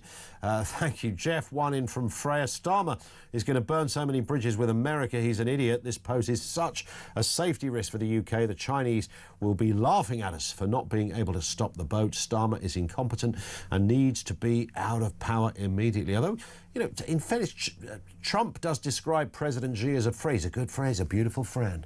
He does go there. But he does it with everybody. You know, 1 minute Putin's his friend, and then he's like a half-wit that won't listen, and then Zelensky is Trump's friend. He's my best friend. Oh, we've got a great deal. He's got a beautiful deal. You know, all of that goes on, and then the next day he's pretty much punching him in the face in the Oval Office. So it's very hard to fathom quite where the United States are on these things. Louise is in Kent. What have you got for us, Louise, on that issue of welfare? How do we shrink that ballooning and criminal, frankly, budget? Look, Ian, we've spoken before about this subject as well, and actually I've had a very long journey in mental health. I lost my career of physio back in the 80s and was told then I wasn't able to work, wasn't allowed to. It absolutely destroyed me. Okay. Worst thing they could have done. Fought to get back, and I did manage to do that eventually on a checkout, literally, because that's all I could do, but that's what I wanted to do. But because I couldn't, by that point, after 25 years not working, manage to work full-time, I just couldn't do it. I did go for personal independence payment. Now, when I went for it, I was under secondary services, so I was under the consultant, everything else. I had to have consultants' letters, diagnosis, backup from social, and I still had to go to tribunal. And all of that to do it. And actually, when the judge went through it all, she said, yes, this is absolutely right. This is what the benefit is for, to help people work. The DWP people said as well. I think the problem is today, where we've got to, is there is no way of actually proving that somebody has a mental illness. Unlike physical health care, where you can do blood tests, whatever it is, there's no way of proving it with mental health. So, you know, emotional things. Now, what they've done is medicalised normal human emotions. They've medicalised it, but also, because you don't need backup to get it anymore, you can go online and it tells you how to fill it in. Yeah. That's wrong. So I think the very first thing they could do, certainly with personal independence payment, is they cease all things unless you're under secondary care, in which case you are pretty well, you're struggling if you're under secondary care. Sure. So if you're under a GP, you shouldn't get it at all. if you're under secondary care, yes, there is a case. But also, I think this requirement not to ever having to work, I think there ought to be a stipulation on that actually you have to show evidence that you're working to overcome your difficulties. Okay. Because there seems to be no requirement for that. That's a really good point, because is that all that happens? You know, once you are put into that category that, you know, your mental health condition is has been observed to be so acute that you have no responsibility or legal requirement to actually look for work, that's Ian, a big catch-all phrase, isn't it? But Ian, who's observing that? Well, indeed. I mean, that's almost the mystery of this whole story, isn't it? How does it get there? That's the thing, because unless you've got backup from social workers and OTs, like I had to get, to say, yeah, actually, but then I also had to show that actually I was getting care from secondary services, that I was actively involved in working to resolve my problems. Yeah. And because I got that, they said, no, this is right. So that, for me, is one of the first things of all, that unless you've got backup from secondary services, nobody in mental health should get it. If you get well enough to be able to go back to the GP and get discharged, you keep your PIP until it comes up for review. Sure. If you're still in primary care with the GP, you then leave it unless you can prove that you're actually actively doing things to help resolve it. Because frankly, if you've got anxiety and you're in primary care and you've got PIP, I'm sorry, but staying at home, there are things you can do to solve that. I'm sorry, but actually it disables you. It says you can't do anything. Yeah. It tells you that by doing that. And it's a really good point, isn't it? Once you've been given that label, you kind of start to fulfill it, I would imagine. You know, I don't know whether anyone who advocates or is a clinician around the world of mental health would suggest that that label is particularly helpful to somebody recovering. Louise, I've got to move because we've overshot the clock. But it's a great point on the label. Do any of them? We've got 1.5 million more people just since Labour came to power who are claiming universal benefit based just on the mental health issue. So what is said to those people? Do they go, that's it, job done, go away, enjoy your life, stick your feet up, you've got no requirement to go to work? Is there no requirement to try and address your mental health? I don't know how that was. Maybe you can shine some light. I don't want to be mean to anybody with a mental health condition. I am told reliably that to get to that stage, you don't just get it by turning up at your GP saying, you know, I feel a bit anxious, mate, I'm a bit stressed. It's much more than that. So what is the process? And how do you reach that ultimate conclusion? 0344 499 1000.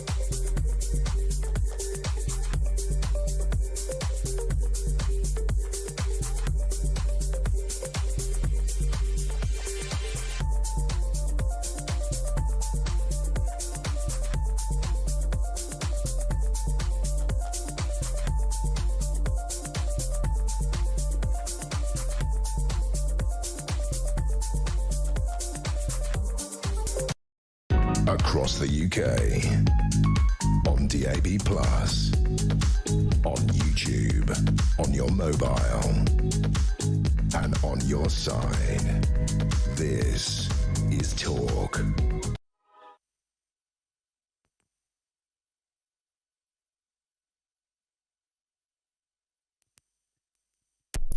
We are back. Sorry about that. There was a bit of a distraction. You'll all become clear as to why there was a little bit of a lull in broadcasting there, because Paul Champlina, all-round good bloke, Spurs dodgepot, knows everything about landlords, property, lease, you name it. Suddenly turned up at the studio. He wasn't booked or anything. He's not meant to be here. Just turned up. He was downstairs. You know, can I come in and do a bit on the radio? And we went, all right, Paul. It's almost part of our kind of care in the community thing, isn't it? I don't know what it is. What you'd call it, Paul? I've never had. It's our contribution. I mean, I could be called a squatter, but I mean, your unprofessionalism then, right? I know. You blamed it on me. I did. All that happened, I forgot to plug... I stood up. I forgot to plug the microphone. And you've had the blusher as well. There's a lot of that going on. Listen, we've got a lot to talk about here, Paul, and if you've got a question you want to put to Paul Champlina around the issue of landlords and renting and property and all that's going on. It's a confusing world. You know, we've got, whole new laws now surrounding this area. But let's start with this ground rent thing and leasehold rule changing, because that seems to be a big one. A lot of people were talking about it in the office. A lot of, when people were considering about, getting on the property ladder when you buy something, leasehold, freehold. What used to happen? What's now happening? Well, look, there's big changes, and it's a draft bill, and it's looking like it's coming in. So what's happening is ground rent. So a leasehold effectively is like a flat. Sure. Yeah. So you've got something like 15.5 million owner-occupiers that have leaseholds, of which 70% are flats, and they have to pay the freeholder. Yeah. Right? They pay ground rent, and there's maintenance charges, service charges, insurances, and it's been getting out of control. And it's been affecting the market. And if you look where we are in London, the new build sales market has capitulated. Yeah. It's really gone flat and lined. So what the government are saying is now they are capping ground rents at £250, which is really good news, obviously, for leaseholders. A lot of this has all come to the fore because of obviously what happened with Grenfell and the cladding. Sure. And obviously lots of leaseholders are totally trapped with regard to their property, and a lot of it's unmortgageable as well, Ian, dare I say it. So they are bringing in the new rules, and obviously what they're doing is they're bringing in common hold, which is basically what freehold and leasehold is, is I own the lease, normally 99 years or 999 years, and if it goes under a certain amount, then I have to pay the freeholder a whole lot of money to obviously extend the lease. Yep. They're looking at common hold, so obviously, you own the ground underneath, because of course the freeholder own that ground. Of course. And effectively it will be common hold, so all the people own it, and then obviously how it's going to be managed overall. So they're reforming it so it's going to be easier for the consumer and the owner. There are people, when we've talked about these kind of things before, between ground rents and service charges, some people are paying more than they are for their mortgage on it's those mental. two things. And often, and I'm sure you'd have heard these cases as well, Paul, somebody moves into a place, their service charges were about 500 quid a year, suddenly they're £5,000 a year. And they are literally true stories. There's been horrendous cartelling in that. Overseas owners and freeholders, people have made a lot of money out of it. I'll tell you who makes a lot of money out of it, it's pension funds and hedge funds, and I think that they're going to challenge this in the courts because they own loads of freeholds. And of course, you think about the affordability issue and where we're at, and obviously the cost of living crisis and whatever, it's been really, really tough. Yeah. So I think it does need reforming. I think people in the industry want that to be reformed, to obviously helping obviously the buying and selling of property. Indeed. Let's move to this one. There's burnout going on in the world of estate agents. I've always been intrigued by the world of estate agents because, of course, people unkindly go, well, all you do is take a photograph of an ass, stick it in your window, and then take 2.5%. Of course, it is much more than that, and some of them are really going through it at the moment. Well, they are. I mean, there's about 53,000 estate agents, sales agents and auctioneers, and they're saying 6 out of 10 are getting burnout. Gotcha. I just want to throw this at you. Yeah. Okay, so the least most trusted professions, okay? Yeah. In the top 10, they're number 7. Okay. I want to ask you a question here. I'm going to throw this back at you because you've done me obviously on the intro. Are you a journalist or are you a broadcaster? You see, that's a really interesting point because there's bits of crossovers. Because when you work in it depends. So at a dinner party, what do you call yourself? I would say I am a radio presenter. Right, okay, so you dodged the bullet. I'm a presenter. In fact, I don't normally say that at all. So if you're a journalist, you're the second highest. Obviously, the top one are politicians. Politicians, of journalists, course, bankers. It's funny how, and, why do journalists get it in the ear, for goodness sake? Why is it I don't know. I they're think all fake news and then this weird, mad maybe phrases. the fake shake. Legacy media. The fake shake. Fake shake. Legacy media is another one, yeah, as if the media is somehow going away. Yeah. Because some people are broadcasting on Twitter now instead. I know. Well, obviously, social media changed everything, but I think it is a change, by the way. It's a mass change. So yeah, a lot of all seriousness, a lot of estate agents are getting burnt out because of the regulation, the compliance, and the admin and so forth. But it's just a story that I picked up recently. Yeah. It's interesting, and I can well understand it, of course, because not only when you're in the world of property, and we'll move on to this element now, you are also having to learn new rules and laws, and certainly in the world of lettings, if you're a landlord. I mean, man alive, we've spent the last load of years, Paul, when we speak, talking about the Renters' Rights Bill, the Renters' Rights Act. You know, this is part of law, but there's elements of it that are not yet in, things like EPC ratings and stuff like that, which is where, of course, your house has got to be sufficiently insulated to a certain level. Yeah, there's some good news on that, because under the Decent Home Standard, they're putting that back to 2035 in some respect, so that's good, but there's more stuff coming down the line. As I've said, I mean, I'm doing 5 talks a month up and down the country, getting booked out for agents and landlords and just educating and stuff. And as we do, we're regularly at the Landlord Investment Show events as well. Is the Renters' Rights Act, which was was brought in obviously by this government, obviously because to level things up with regard to renters, and there's 11-12 million renters. On the 1st of May it comes in, there's a whole load of stuff coming in, so fixed term tenancies end, you're going to have a 1 month periodic tenancy, the abolishment of section 21. Get yourself on the portal. Anti-bidding wars. The portals, that's not only coming to the end of 2027, but I'll tell you where a lot of landlords are going to get tripped up on is you have to serve notification on your tenant between the 1st and the 31st of May of what their new tenancy is. The biggest threat to landlords are going to be rent repayment orders, where tenants can claim against landlords if they haven't been compliant, and that's why landlords now have to be professional, or they must use an agent. Because it may well be, it's not like it might even be something the tenant didn't literally affect the tenant. Yes. It could be a bit of paperwork that you didn't submit, or a box you didn't tick, but it would essentially mean the tenancy is therefore disputed because you hadn't done it properly. It might just literally be nothing the tenant would never have known about. Well, there's a claims culture. Wouldn't affect them. Yeah. So you can then say, because of that, I am due 6 months' rent back because you hadn't ticked your box to suggest you're going to paint the front door 2 years' time. It's worse than that. It's actually up to 2 years' rent. So if there's a breach, so let's say, at the moment we have this with deposit scheme. We, as you know, I'm one of the directors of a company called My Deposits, and we're one of the deposit schemes. You don't put a deposit scheme. Within 30 days you could be fined 3 times plus the deposit. Of course. That came in 2007. With regard to all these rules and regulations, if you use the wrong ground, if you accept more rent that should have been quoted, you've taken more than 1 month in advance, there's a whole lot of stuff coming in. And that's where landlords, and there's 2.7 million landlords, have got to know their stuff more than ever.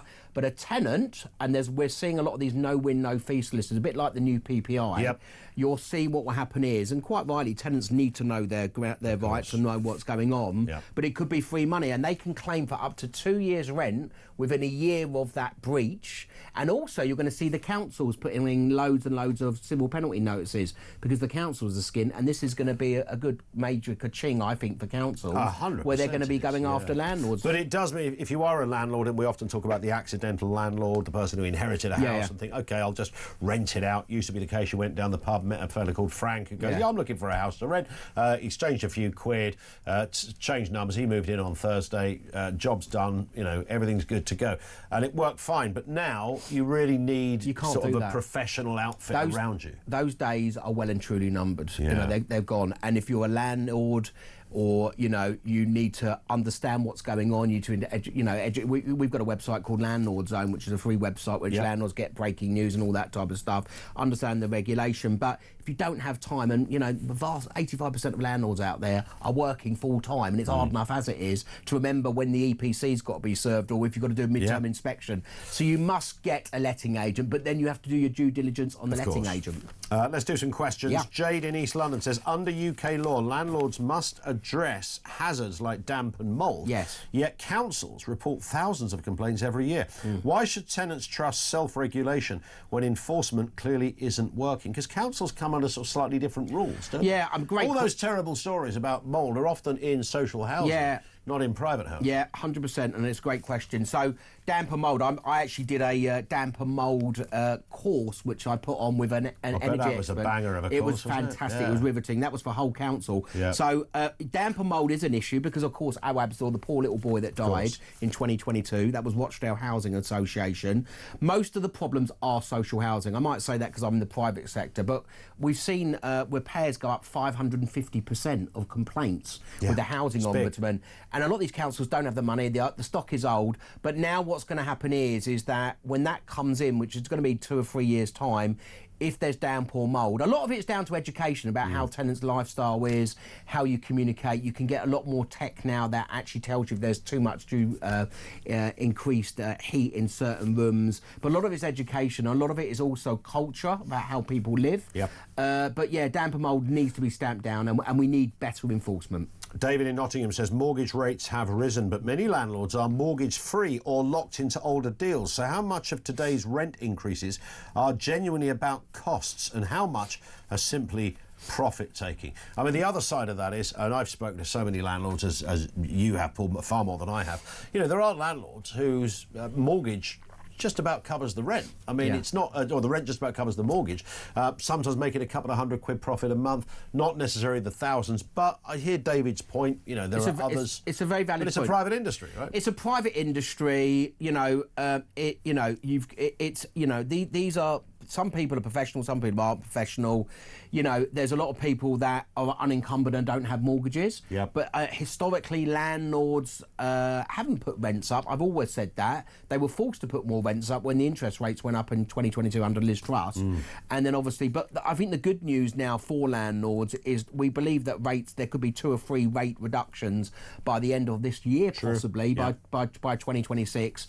I think that for me, as a landlord, I actually would and do rent properties out below market rent, below the actual market rent. I want a good tenant that will stay in the property as long as possible, look after the property as their home. I don't have any void periods. I don't have to do refurbs. And it's a bit of a win-win. But there are some landlords that are greedy, without a doubt. Of course. Final one from Richard in South London. If the Renters' Rights Bill removes Section 21, what practical safeguards do you think the government must put in place so that responsible landlords aren't stuck with months of losses? Paul, if you can answer that, but explain firstly Section 21. Right, so Section 21 is a 2-month notice to say, I want the property back. Been living and breathing it on loads of government panels and talking about this non-stop. I actually issued my first claim in 1999 under the Accelerated Possession Act, which this procedure was you don't have to give a reason, you just want the property back. We've seen a 62% increase at Landlord Action, the business that I run, because landlords are mainly selling because they've had enough for multiple reasons, which obviously we've talked about. An answer to Richard's question, the government aren't doing a lot. They brought loads of new grounds in under Section 8, but the problem is the courts are broken. Waiting 15 months for an eviction date is not good enough. You've got tenants that are playing the system and will stay there as long as possible without paying the rent. You've got responsible tenants that, when Section 21, the whole reason why they're getting rid of the Section 21 is to give tenants greater and longer security. But the short term is there's been lots of pain because lots of landlords are selling, and if they're selling, they want vacant possession, and good tenants are being told to leave the property. But now they've changed, if there's rent arrears, Ian, it's gone from 2 months to 3 months, 14 days to 28 days. Then you've got to get a hearing date. Then you've got to get a possession order. Then you've got to wait for the bailiffs. We've only got 300 bailiffs. And it's an issue. I've been saying this for ages. They were going to bring a housing court out. So the reality is, for landlords to protect themselves, they need to get a guarantor. They need to be more resolute when it comes to referencing and get rent guarantee insurance. And a real final one, because this is reference to where we started. Lydia in Medway says, I live in a ground floor flat. Leaseholder doesn't charge ground rent. I've had issues with water damage. Where do me and my landlord stand? So, yeah, if there's water damage and it's coming common parts, so if it's coming from above, then there's an argument to say you claim it from the insurer above. Sure. Who owns that flat? What's their obviously their insurance, because that can be basic insurance. What type of insurance? Of course. If it's in the common parts in the various different areas, then obviously you need to speak to the freeholder and find out who their insurance company is. It's a bit of a pain, but you need to be looking at who is going to be covered and who's liable for that insurance. And hopefully your landlord will be able to point you in that direction. Most definitely. You know, you need to, the first thing to say, where's your landlord insurance? And then you've got to go to the freeholder. Of course. Paul, we've hit the clock. How quick does that go? It flies. Man alive. Yeah, big weekend for Spurs. We've got Man City on Sunday. Yeah. We've been Do you want me to give you the result now? We've been playing pony in the league. Dare I say it? Well, you did all right yesterday. We did great last night in Europe, but I'm still hanging in there. But you know, we haven't been buying cups and leagues like you have in the past. I'm not bitter. So why did Chelsea always get that? Like, I mean, you'd think no other football club in the Premier League was owned by a foreign person. We're not. But we've got a nice shiny stadium. You've got a nice shiny stadium. Yeah. And one day you'll come with me. That's right. I mean, how many times have I missed it? I know. Yeah, Spurs, Chelsea. The only trouble is with me going to see Spurs. I know what you're going to say. Is I've got to sit in your end. Well, you've got to sit in our end, and when you try and celebrate and score, I'll be holding your leg down. Although I think the last time there was a bit of a prawn sandwich set up. Yeah, I can wherever you want. You a greasy burger or prawn sandwich, I'll sort it. Oh for no, you. Believe me, if I'm going down there, down to the one of the restaurants was 120 quid a head. Was it really? Yes, they got millions of restaurants there. They make an absolute fortune. Well, I know we just you're need to be generous, better Paul. on the pitch. Get me in there, that's fine. All day long, yeah, I'll put it on expenses. Paul, good to see Pleasure. you. Paul Champlina with us here on Talk. Back to you coming next after this.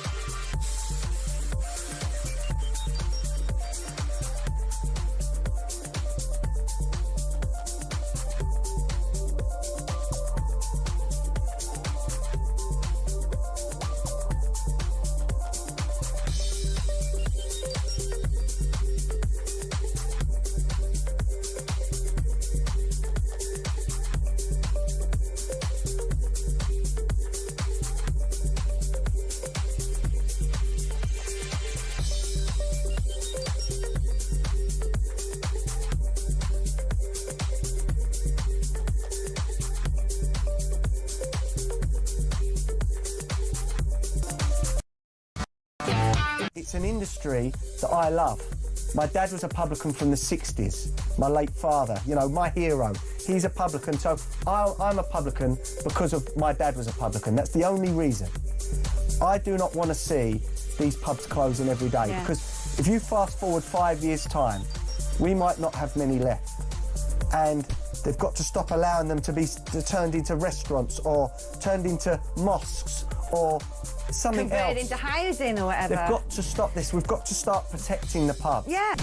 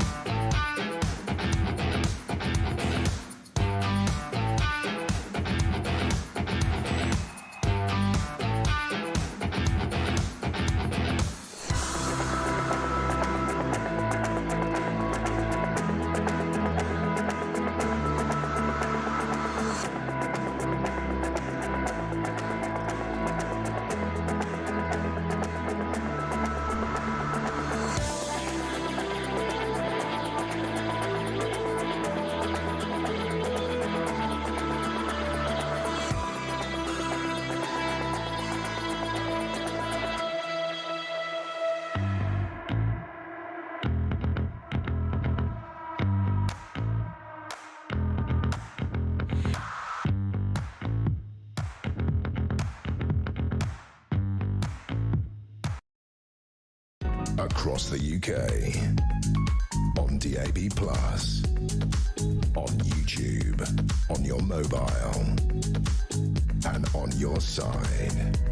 This is Talk. Yeah, it is Talk. Welcome back. We've got the voice of doom. It's day 6. Day 6, mystery voice, but it's a politician. Young, old, left, right, you decide. Who is this? This is your chance. Any ideas? Here it is again. This is your chance. This is your what? This is your chance. 87222. If you think you know, don't phone in, just message in. And if we get a right answer, we'll tell you after the headlines at 3. One more time. This is your chance. 87222. Let's get a word now from Mark in Carlisle. How you doing, Mark? I wrote this cap on rents, etc. Because back in the day, landlords used to make a fortune in forcing leaseholders, etc., into corners where they could charge what ground rent they wanted. They could decide to do the roof anytime they wanted. Do up the communal areas which they're responsible for. And I know that because I made the most money in my project. It's British Record, and what it was a mansion in Surrey. And it was the old lady had sold some of the leaseholds, some of the flats on leaseholds, some which she still owned. And so I managed to get the freehold for £1,000. Right. Because all the leaseholders were suing the freehold after when she died, the family, for not maintaining the grounds, etc., the communal areas. And they were always forced with the yearly increases. We're going to have to listen. Stay there, Mark. Your phone line is gone all kind of Dalek-esque on us, so we will try and get you on. But point broadly taken. This from David in the Cotswolds is: I heard Starmer flew all the way to China to ask Xi Jinping if he could stop selling motorboat engines to bad men because we've got a bit of a problem with the illegals coming from France. I was embarrassed for him. For Starmer, it was a historic visit. For Xi, it was meet the customs afternoon. Yeah, customers afternoon. Good point, David. Thank you for that. Adam in Wigan says Starmer going to China to do a deal is like sending a baby into a heavyweight boxing match. There was that sense. And, once upon a time, I don't think we would have had that sense. Even though China has always had this sort of half Nelson thing around parts of the West. They're going full Nelson now. Carol says, why is it so complicated? When did it make sense that welfare would pay more than a working wage?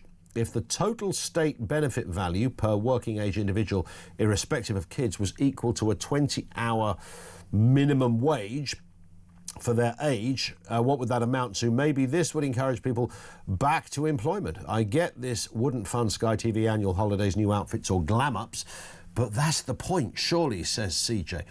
Well, yes, you might think it is the point, but I think for some people,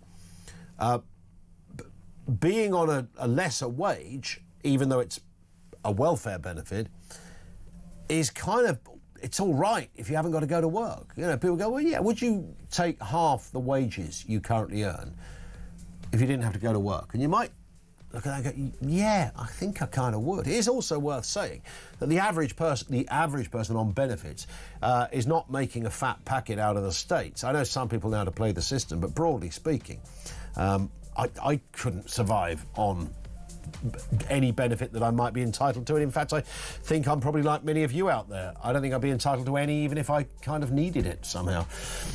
We'll open our lines up after the news at 3 0344 499 1000. And the voice of doom, who is this? This is your chance. 87222 if you think you know. Let's get the headlines now at 3 o'clock.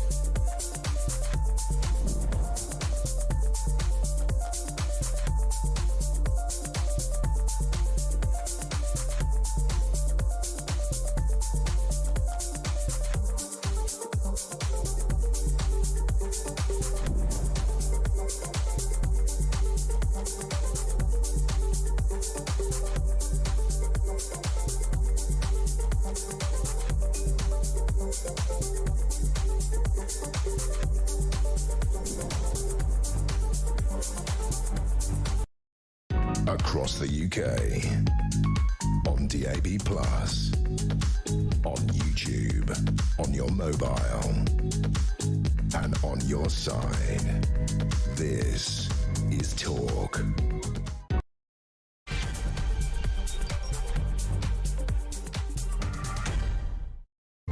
3 minutes after, or coming up on 3 minutes after 3 o'clock. Yeah, good afternoon. Welcome back to the home of Common Sense. We'll continue to take your calls on Keir Starmer. Extraordinary move from the Prime Minister. He's vetoed plans for a fresh attempt to reform the welfare system. The welfare system that is going to be costing us £368 billion a year.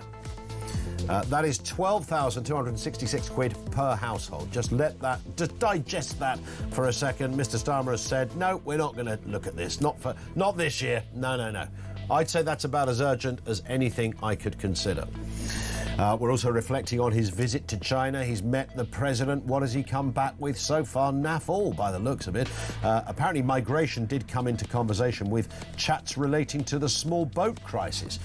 This seems to rest on the rather curious issue of getting China to stop supplying outboard motors or something of that nature. And Donald Trump has last night issued a chilling threat to Iran. Make a significant deal or face an overwhelming military onslaught. The president has talked about his beautiful armada of warships moving into position. Tehran is saying this would be an act of war. What is likely to happen? Where does this delicate story go next? Everything you need to know. We'll bring you all the breaking news right here on Talk. 0344 499 1000. John in Newcastle says, now that Starmer is allowing Chinese in on 30-day visas, how many will overstay? Is this not fueling the problem? Quite possibly it is fueling the problem. And I mentioned Donald Trump there as well, issuing this nuclear threat, not a nuclear threat as in we're going to let those bombs off with a big red button, but the ultimate threat, deal or face overwhelming military action. It's as simple as that. Let's speak with Lily Moo, Iranian British human rights activist. Lily, afternoon to you. We spoke a couple of weeks ago. It looked as if something was about to happen then, and then the Americans kind of pulled back from that, the talk that was out there. Now it seems to be back in play again. What is your assessment of where we are right now? What do you think is likely to happen? Good afternoon, and thank you for having me. What I would say is that President Donald Trump has to publicly reach out through diplomatic routes in even the final seconds of the 11th hour for while they are taking action to help Iranian people. Also, what we have witnessed over the past 3 weeks in Iran, especially throughout the blackout, the atrocities that this regime has proudly committed, has proven to the international community of what it is that they are capable of. Araghchi, the spokesperson or the foreign minister of this regime, decided to write on his social media platform that their brave military forces have their fingers on the trigger to protect their beloved land, sea, and air. Well, I want to tell you something about this beloved land, sea, and air. The regime shut down the flight PS-72 of the Ukrainian international airplane on the top of the sky of Tehran on January 8th of 2020. This regime has thrown the bodies of the Saichi oil ship in Iran, in the Persian Gulf, and they killed hundreds of Iranian people in the sea. They also have been killing 36,000, according to their own sources, in the Iranian media and international media within the space of 3 days. So yes, they do indeed have their fingers on the trigger to retaliate against the Americans helping the Iranian people, but their bullets and their triggers are focused on the chest of Iranian people and the civilians. And what I want to say is that Iranian people will not be discouraged throughout these messagings that are being thrown around on the international media for two reasons precisely. One, there is an actual blackout. Iranians have no idea what is happening outside of Iran right now. Other than the few videos that they see of us gathering in their support through a few Iranian channels, international, like Iran International or Marato TV, they have no idea what rhetoric is going on. All they know is that this fight will go on. This is the final battle, and Pahlavi will return home. We are just patiently and in despair waiting for the President Donald Trump to take action, and effective action immediately, because these people have nothing left to lose. They have already given their lives. Every single family member in Iran, every single family has lost multiple members in Iran right now. And the killing, this killing, Lily, is still going on? Is this a daily thing? Absolutely. This is a daily thing. The IRGC thugs are standing in every street corner with their batons, tear gas, which is shamefully supplied to the Islamic Republic by the United Kingdom, by the way. All of that evidence is out there. Please go and have a look into this. Our government in the UK has to stop shaking hands with the mullahs of this regime. We demand that the security of the British people are also taken into consideration. Now, aside from this point, Iranian people have not left their houses. They are mourning for their dead. They are going out looking for their dead, and they are being shot. So the reason why, even if there is a slightly more quiet presence on the streets from what we get to see from Starlink videos, is because people are mourning. A lot of the young people have been killed. A lot of old people have been killed within the space of days. And this is a regime that proudly says, I will kill 40 million. Yes, indeed. And Lily, just tell me, I mean, you would like intervention from America? If so, what does that look like? I demand intervention from America. What does that look like, though? I mean, in terms of, you know, if America do sort of start landing missiles and things in all the right places. It's not going to be just missiles. We need to pay attention to the message of the United States presidents. Occupy official buildings from Iran, from the regime. Occupy those buildings. Try and keep yourself in the streets. Keep coordinated. We know when the soldiers get on the ground, they will be supporting and coordinating with the people of Iran. This is a civil uprising against a regime that is occupying a land and killing people who are not gunned, are not armed. So what the infrastructural intervention and support, it's going to be a military support.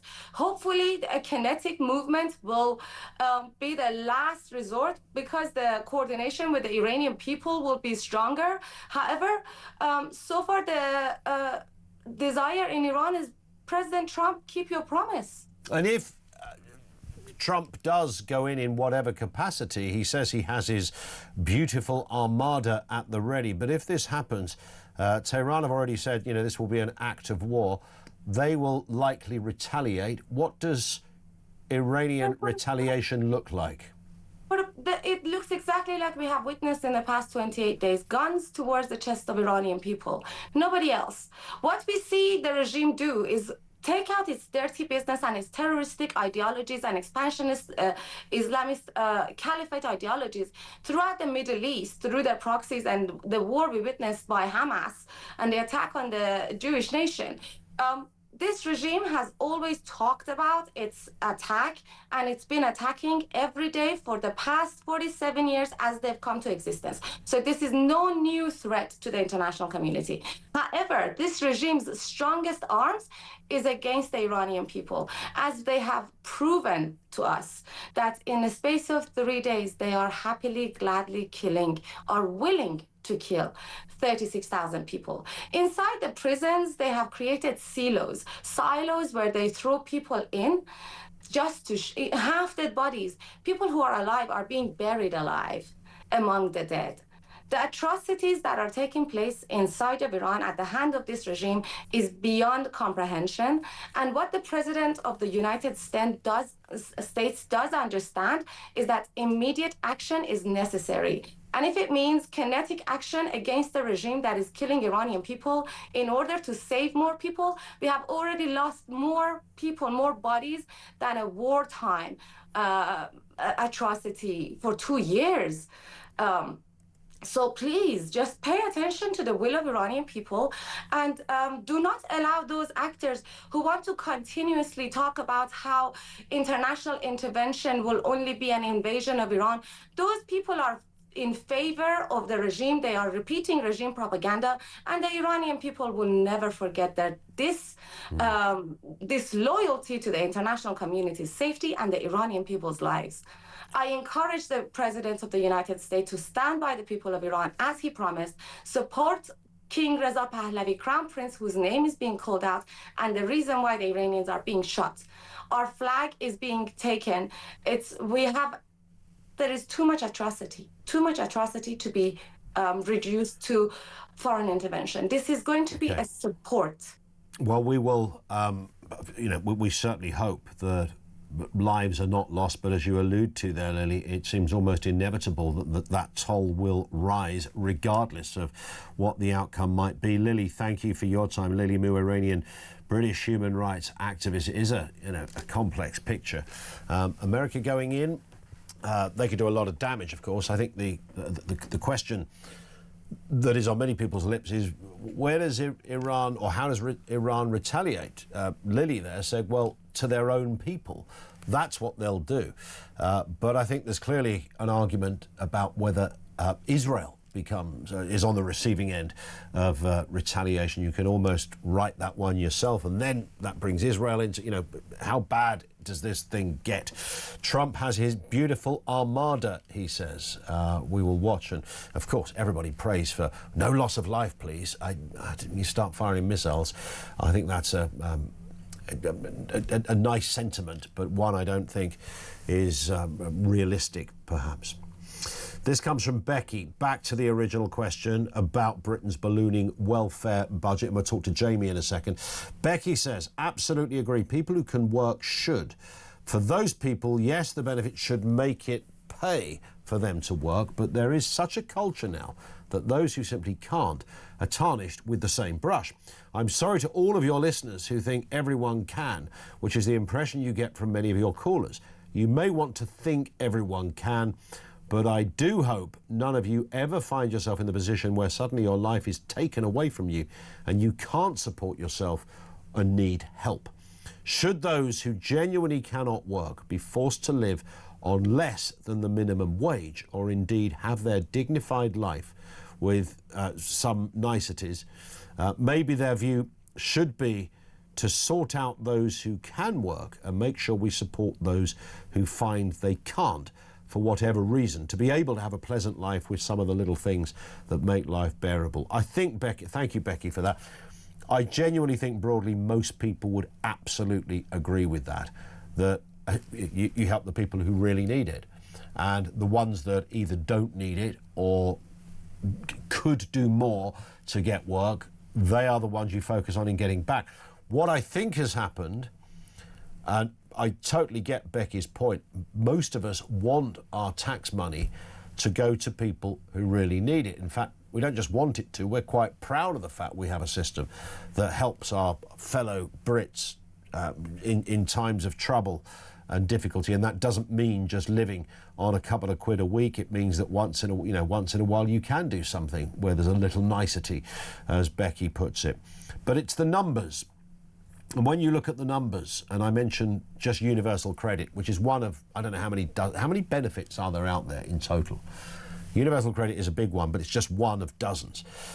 If you've got 4.2 million people who are now on universal credit with no work requirements, none whatsoever, and 1.5 million of that 4.2 million have joined the list in just the last 18 months. So that's the direction of travel.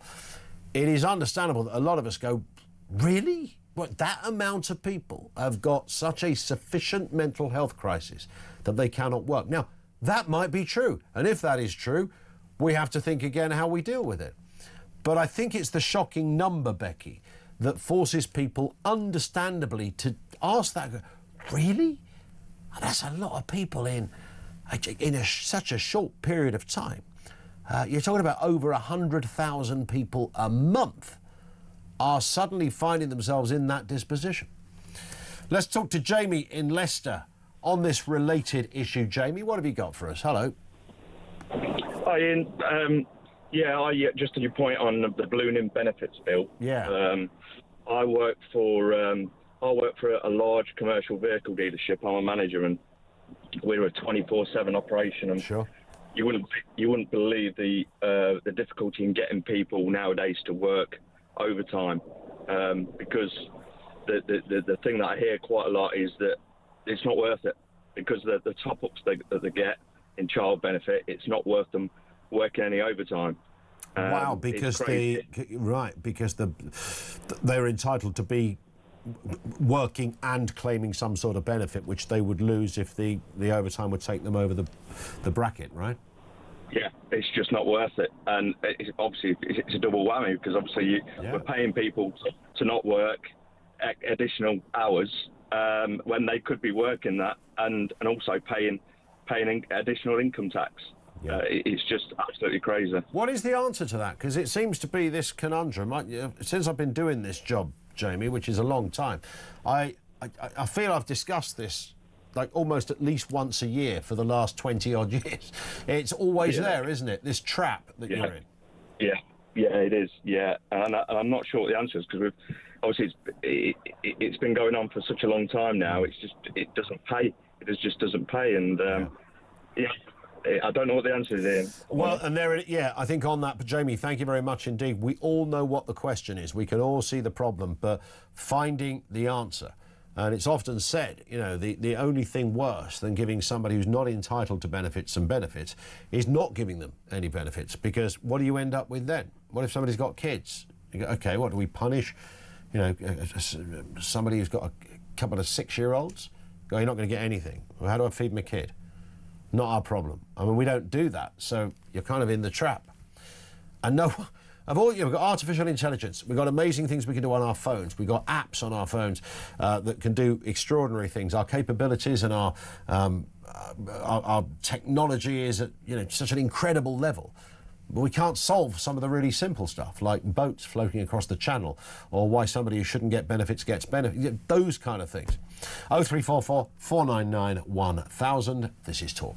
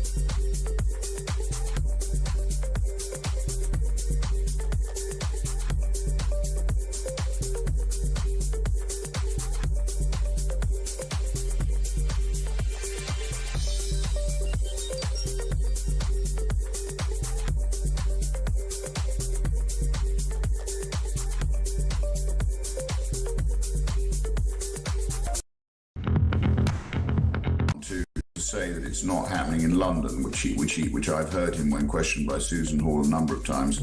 He bobs and weaves and evades the question and tries to pretend he doesn't understand it. But the truth is, we know it's happening in London, and we've got our 2-week hearing, which is starting on Monday. It'll be behind closed doors, obviously, for sort of safeguarding reasons. And we will be releasing, obviously, the sort of clips of what we think is suitable to be released.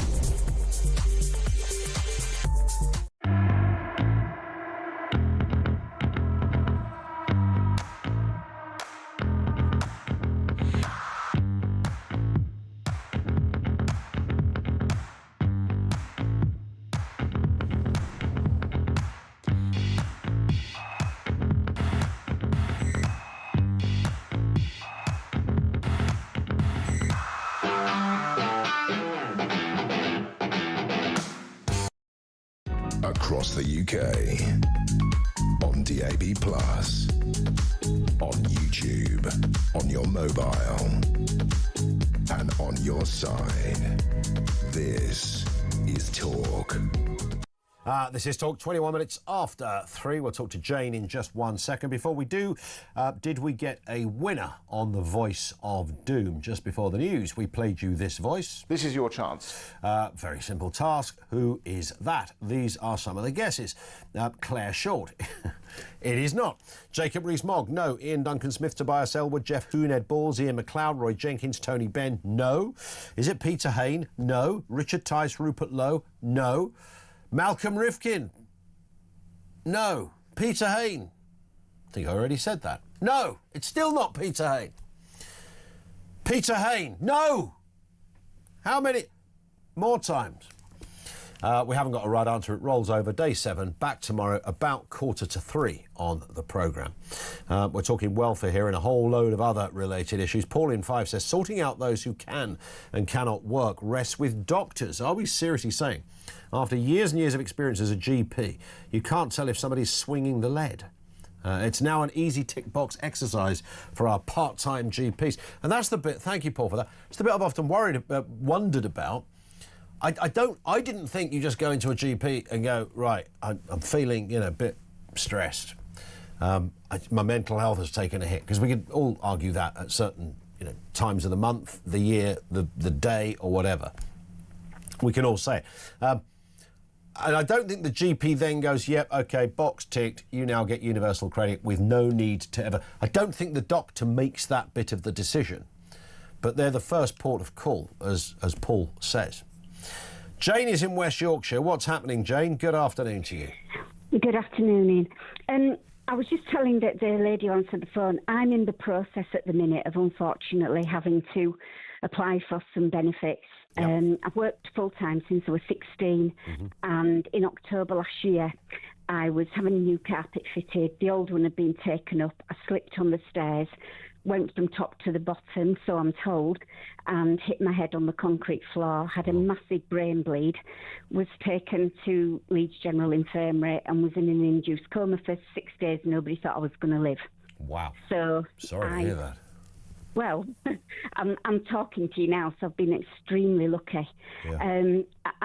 I've been told several times you've got to apply for PIP, so eventually I did. It's not. I didn't find it a nice experience, because you're having to face the fact of all the things that you're not going to be able to do. Also, they've been very nice at Universal Credit. I've got to say, I can't knock the treatment that I've had there, but it's nothing about this is wanted. If I could turn the clock back to September, I can't, so that's the end of that. But I don't know how people can exaggerate the situation, because my letter came from the neurologist yesterday, and she's put on it, Jane has a tendency to underplay her situation, and because none of us genuinely want to feel that we're ever going to be like this.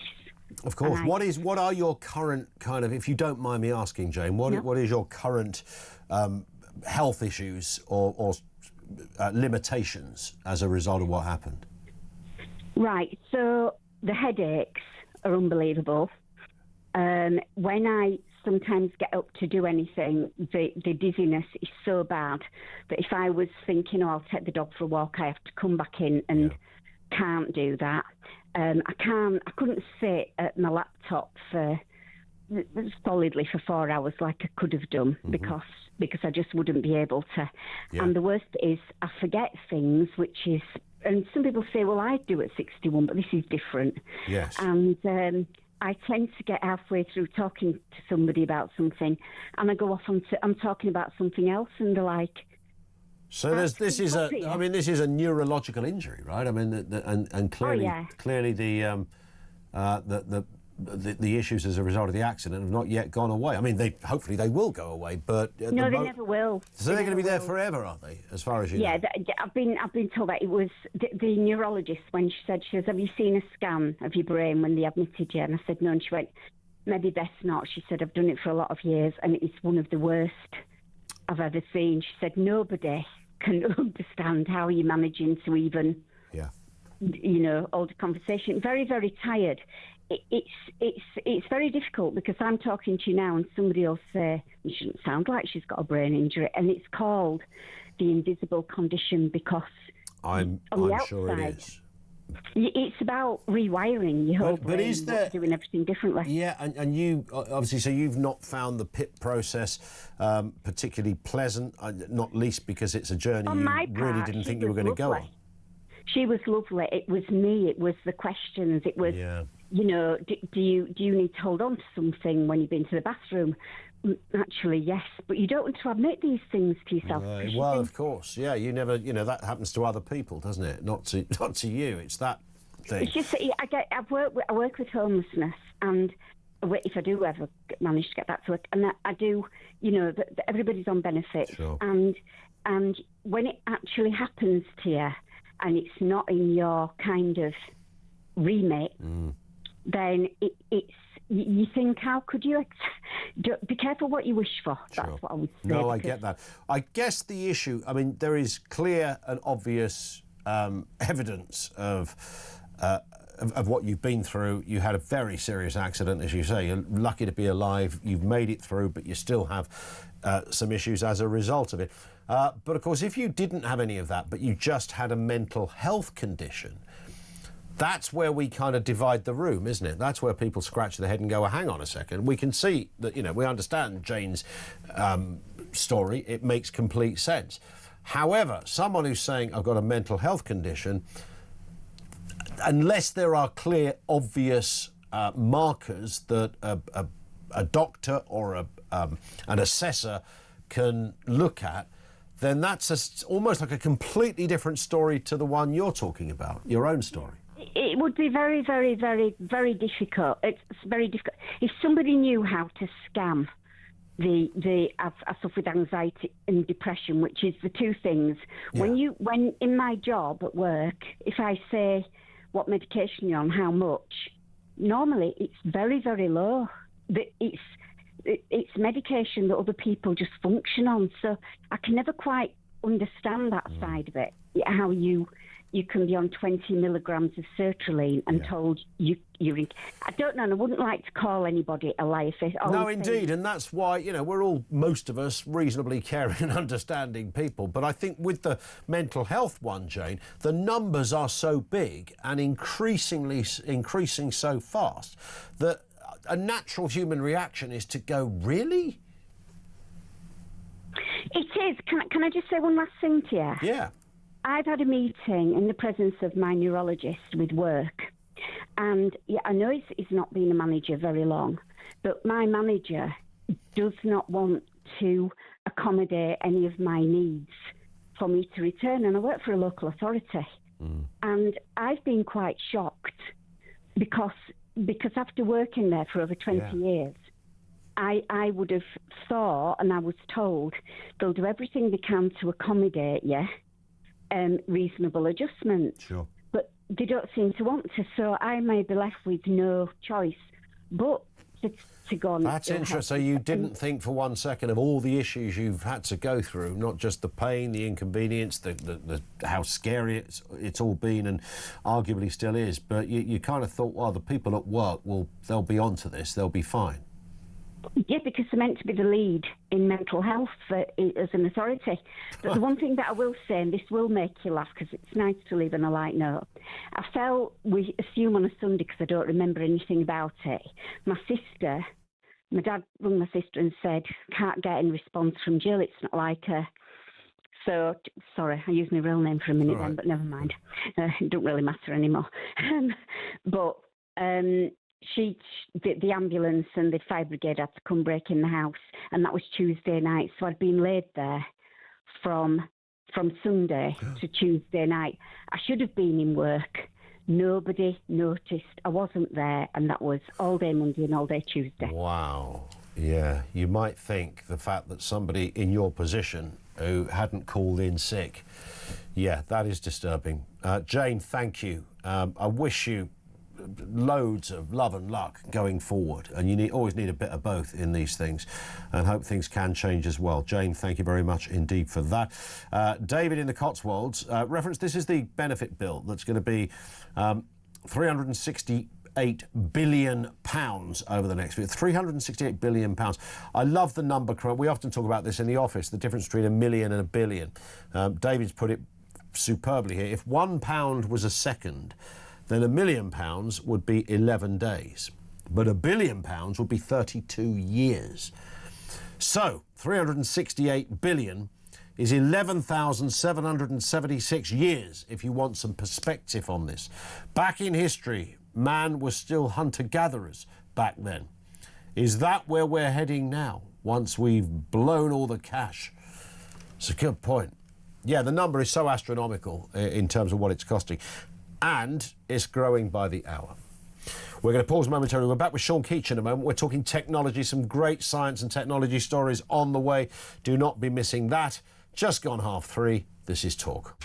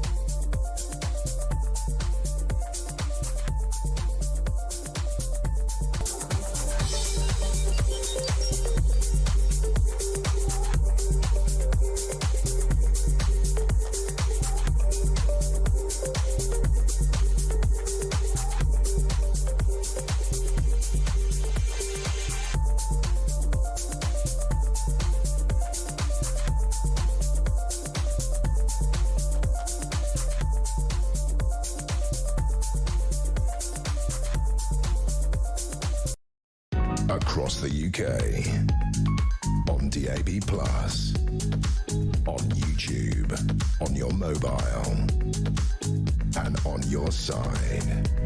This is Talk. This is Talk 25 to 4. Sean Keach has pitched up with us. He's playing with his watch like he's got a Bond watch or something. I was turning off all my notifications. Oh, is that what it was? To pop up. Yeah, and then I put theatre mode in so the screen goes off. Oh, I thought for a second like something was going to happen, like you had some sort of weaponry. It's going to summon in the SWAT teams. No, sadly not. Sean, of course, is Head of Science and Technology over there at The Sun. Always good to see him on a Thursday. Let's start with this one. And we're looking at, and it was always going to go this way, I think, you know, social media, the great thing is everyone can have an opinion and it's free.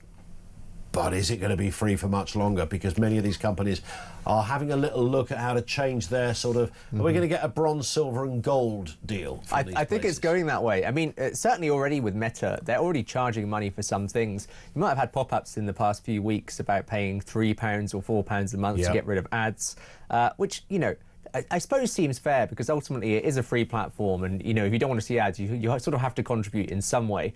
I think probably what people are aggrieved now by is the fact that they're considering charging for other features. So they've started talking about rolling out some AI features, maybe a feature for Instagram where when you view someone's story, it doesn't show them that you've actually viewed it. And they're talking about charging for this stuff. And I think people are starting to panic that you're going to start getting this feature creep where more and more things get locked behind subscriptions. I think generally there's a bit of subscription fatigue among the population anyway, because there's so much, you know, you have to pay out for so many things. And I think social media, for a lot of people, has always been free. And this idea that you now might have to pay for some parts of it, I think is rubbing people up the wrong way. Do you know what? So you know the blue tick thing on... Which you have to pay for now on yeah, so I had a blue tick. In fact, we all did here. And I never asked for it. It just suddenly appeared one day. So I think... VIP. Well, maybe it was that. But I think there was certain... They obviously had some kind of bit of an algorithm going of some sort that spotted people that do this professionally. So I had the blue tick, and then, of course, they were going to charge for it. So they came up with a system at this end where they get a blue tick. I'm so surprised about the amount of people that pay for a blue tick that don't... I mean, it's great. Anyone can have one. I haven't got a problem with it. I'm just surprised if you didn't need one, why you'd pay for one. It's about 150 quid a year or something. I think influencers certainly will definitely pay for one because it sort of legitimises them. And I think a lot of people see it almost as, I guess, in a way, like a fashion statement. If you've got, you know, a nice pair of trainers or something, it's a bit like that, but you're sort of in an exclusive club when you pay for this tick. I think it marks you out as kind of special in a way, and I think people are willing to pay money for that. And I suppose you're right, it is a lot of money over the course of a year, but I think, you know, the cost is about £10 a month, and I think that's probably low enough for people to be like, oh, you know, 3-4 coffees, and I mean, it used to be useful from a booking a show perspective, because you kind of knew that if somebody had a blue tick, they were officially a scientist at NASA, or they were officially the editor of Budgie Weekly, or whatever specialist you were trying to get. If you'd never read Budgie Weekly, it's great. But now any old budgie guy can get a tick. That's what I mean. So you think, is he the real budgie guy? Is he the scam budgie man? Is he the real spreading budgie man? fake budgie news? It's where fake budgie news. You know, it's all a bit cagey, isn't it? Sorry about that. Chris Packham would be having a nightmare. Yeah, Packham, I think, discombobulated at this particular point. So they're thinking of bringing in some charging subscriptions. Is that going to happen, or is it just a? It's definitely going to happen. I think the which features will be locked behind it is still up for debate, and you know, some of them have leaked out. But at the moment, they are going to trial some of this stuff. It'll probably be trialed with a few people initially, but certainly you're going to see this rolling out, because ultimately, you know, Meta is a big company. They want to grow for their shareholders, and so they're going to be finding new ways to get money from your pocket, because obviously, you know, the advertising now isn't enough. They've got to find more ways to get more money. Indeed.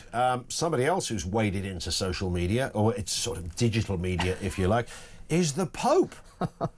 What's going on? Why is the Pope getting involved? This is a weird one. The Pope isn't usually the sort of person that I turn to for technology advice. I mean, you know, he's obviously got a lot of sage thoughts on a lot of things, but I don't know tech. But anyway, he has waded in, and he's talking about our relationships with AI chatbots, and he's talking specifically about how they sort of show this affection to us. And we've obviously seen a lot in recent months and years about people falling in love with chatbots. I don't know if you ever saw that movie Her with Joaquin Phoenix and Scarlett Johansson, where he falls in love with the chatbot, and it was about 10 years ago, I think. Yeah. Well, it's basically come true, because you're getting men who are spending a lot of time speaking to these chatbots, falling in love with them, and the Pope has basically come out and warned against this. He said that faces and voices are sacred. It's becoming very difficult to work out whether we're talking to human beings or bots. He says that they can become hidden architects of our emotional states and invade our sphere of intimacy. So he's clearly very worried about this, and actually the old Pope also warned about this a little bit too, so it's clearly an increasing trend. But what I like about this Pope is that he's from Chicago, which makes you a whole different kind of popery. That's a man that they don't mix their words over there. What you messing around with the girls? But they're all worried about the same real thing. girls. Come on.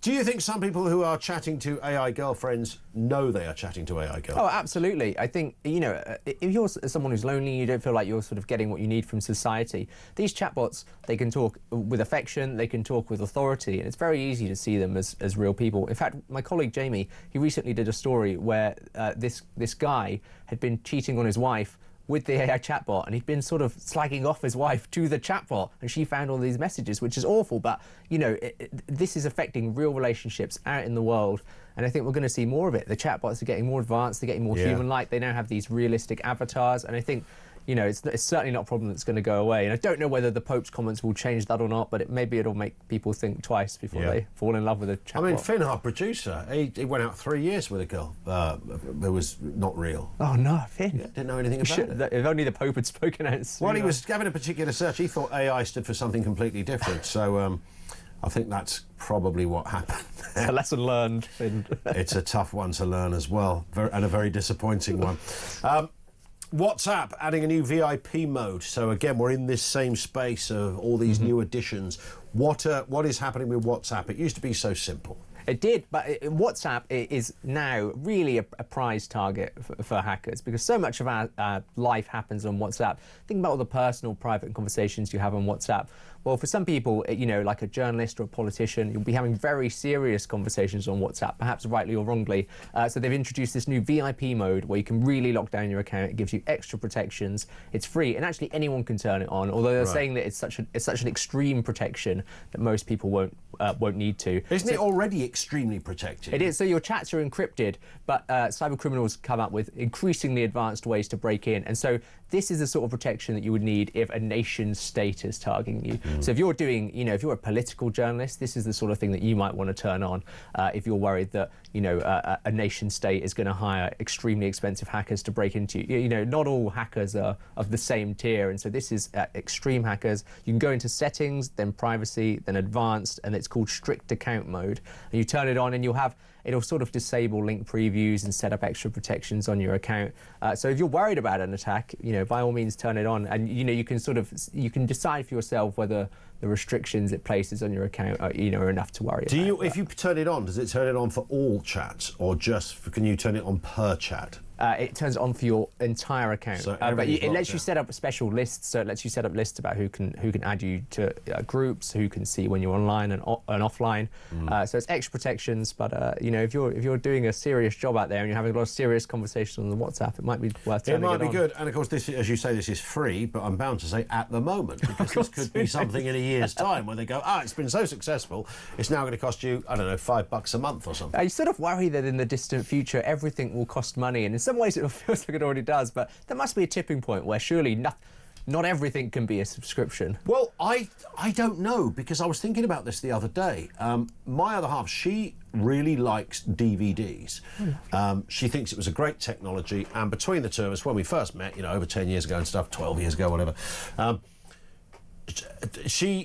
we both had like a fairly big, you know, we all used to remember our DVD, we all liked it as it was on the shelves, it was stacked up. And those things got in the way. So I was one of those that bought one of those big wallets and got rid of the cases, which was it was a difficult move, that, because the cases made it look good. And I just shoved them all in the wallets. And then streaming came on board in different forms. You could download stuff on Apple, and I remember, you know, buying sort of, you know, loads of great TV series from Apple that you owned and still own to this day. All of it, well, you don't actually own it, do you? You're kind of still always perpetually renting it. So when they talk about, you know, that phrase, you'll own nothing and be happy, which is quite a sinister sort of WEF mantra, apparently. It's not quite that, but I take the point. I mean, it's that, isn't it? You don't, we don't buy music in the convention. We don't own CDs and vinyl, unless you're a collector. We don't own DVDs or VHSs. You don't need to. So we are a subscription world. It's funny, my mum actually still will buy individual songs on iTunes that she likes, which I think is very bizarre. I can't get her to subscribe to Spotify yet.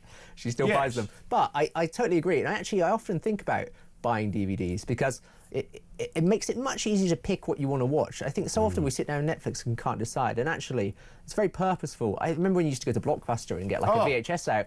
You picked the VHS and then you would watch that, and it was like your evening planned, and you just knew that that's what you were doing, and it was an event around that. And now I think we're sort of overwhelmed by choice, and I think, you know, I think the subscription companies, they struggle with this as well. It's a lot of people spend time scrolling. You don't actually watch anything, and so maybe bring back DVDs. Certainly, you know, you have to pay for them every month, which is a joy. Well, that's true. So you pay for these. I mean, DVDs. You mentioned Blockbusters when it was sort of VHS and DVDs coming in. I mean, it was going into Blockbuster was just the most extraordinary experience. We had, in fact, before Blockbuster, there was a fella that used to go around with a van around the streets hiring out video films. So he actually bought a load of them. He set up his own business. He then bought a shop and made it a kind of bit of a thing, and everyone went down there. It was, again, we were at school at the time, thought this man is like God, he's got this, you know. And then he bought the shop next door and knocked it into one. It became bigger, and then Blockbusters came along and he was knackered. Hard. End of business. I mean, pretty much that. It was pretty much as brutal as that. But when you first walked into one of those things, it was amazing. I mean, you know, we were just stuff that you think, would I be able to get out Halloween 36? Will they let us? Because it was an 18, you know, will they let us? And I think it made it a bit more of an event, like going to the cinema. You know, you sort of go and know what you're watching it. I think there's some of that joy has been sucked away by the proliferation of choice that we see today. But you had the same problem, because you'd go in and you'd seen all the kind of the obvious titles. And then when you're, because they'd often say, you know, you can get 3 titles for a tenner or whatever. So you think, what do I get? And you were sometimes going in blind. And we saw some really rubbish horror flicks. Similarly, you know, when you go to Netflix, there's always on the front page, I know everybody's front page is slightly different because it serves you, but there's always a documentary called The Kidnapping of Marcia von Smizzle. And you think, wow, that sounds amazing. But is it? And then I saw one quite recently. I thought, I saw this on YouTube like 8 years ago. They're really dredging the bottom of the barrel and now, they aren't clearly bought up some of the YouTube stuff. It was just a lot of police interviews, and they'd kind of weaved in some face-to-face interviews and created. So even with we think of Netflix and Disney as these kind of kingpins of they've got it, everything is the best, and it's not really true, is it? I actually think Apple TV is probably the best for this, because they don't have as big a library as Netflix, but actually it's quite curated. And I tend to find when you go on there, it's actually a lot of good stuff. Not a lot of, I mean, if you go on Prime Video, there is some good stuff, but there's also loads and loads of rubbish, which makes it hard to choose. Especially at Christmas, some of the Christmas movies they've got there are awful. Unless you've, like, none of us, I've talked to Sam about this before, one of our tech ops, and you don't really think about, you know, YouTube do YouTube Kids. So if you've got kids, but it's only when you have kids you start to realise that they've all got a kids section. So you go to Amazon Prime or something. I mean, I would hate to even guess how many programmes, Sam, are on Amazon just for kids. I mean, it's just off the scale. It's a really captive audience. And that's just Amazon. I mean, you don't know where to start. In the days when I used to wish away the hours for Scooby-Doo to pitch up on the TV on a Tuesday afternoon on BBC One, because Scooby-Doo was Premier League, right, in terms of cartoons. Scooby-Doo was up there. Scooby-Doo is kind of like what The Simpsons is still now, I think. Yep. And, you know, you're exactly right with the kids' content, because for the big companies, it's, well, they get them early. You know, they grow up, so, I love Prime Video, loads of kids' content, and then I suppose they imagine that when they become teenagers and adults, they'll go off and start paying for their own Amazon Prime subscriptions. So. And do you know what? My kids never liked Scooby-Doo. No, when I first tried, when it was first on, they were, one of them was scared because there was a ghost in it. It's like kind of the point. So that didn't work. And then by the time, you know, they realised that they wouldn't be scared by the ghost, it didn't look like something they would watch. It looked a bit old. Yeah. But then Tom and Jerry is old, and that's still really the original Tom and Jerry. Very funny. Do you remember Bagpuss? Of course I remember Bagpuss. When I ever think of Bagpuss, I think of being ill, because it was always on when I was off sick from school. So it reminds me of like having a migraine. Yeah, Bagpuss and the Clangers. It's like PTSD. And Clangers, oh god, the noise of the Clangers. Didn't somebody recently sell Bagpuss or something like? There was. I don't follow the Bagpuss news. Trying to think of the name of the guy who was the animator and the inventor of it, but he did a few of those. They've actually put all of Sesame Street on YouTube in the last week. So if you want to watch Sesame Street for free, if you've got kids at home, that's there. You can watch that. That divided the room a little bit, didn't it, between Sesame Street and the Muppets? Because I was a Muppet fan. I loved the Muppets. I still like the Muppets if I see them on something. Sesame Street was kind of, you know, I want to suck your blood. All of that. You're going to start some arguments at home now. Sesame Street versus the Muppets. Yeah. Well, I'm sure they were made by the same people. Yeah. Let's move to this one, just very quickly on these, if we can, Sean.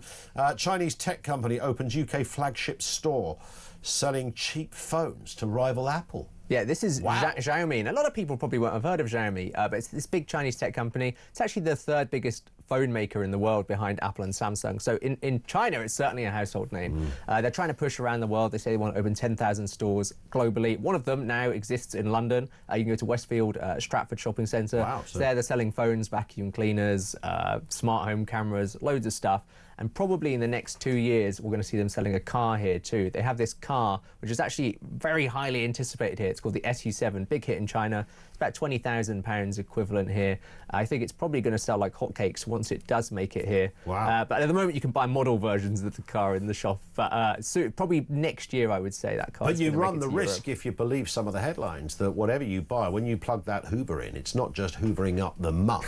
It's actually monitoring your every move. I think generally we should just assume that everyone is tracking us on everything at all times these days. It's difficult out there. And finally, Ring launches a new new free feature that reveals if you're being tricked by fake footage. What's this all about? Well, I don't know if you've been on social media lately. I'm sure you have. You've probably seen a lot of fake Ring doorbell footage flying around because it's very easy to make with AI. Yeah. In fact, we did a piece at Christmas where we sort of mocked up Santa Claus visiting homes as a sort of, fun thing to show kids. Yep. Ring is obviously very aware of this, and, people use Ring footage for lots of serious things like criminal investigations, lawsuits. So they've set up this tool to basically verify whether Ring footage is real or not. So anything downloaded from the Ring app since December has this seal on it, and if it's edited in any way, that seal will break, and the Ring website will tell you if it's fake. So you can upload it and just check if it's real or not. And particularly X is just full of those videos that are clearly fake. It's usually a delivery man having an argument with the person on the inside. Yeah. Why have you thrown the parcel at my door? Everything's smashed. Well, I'm in a rush, aren't I?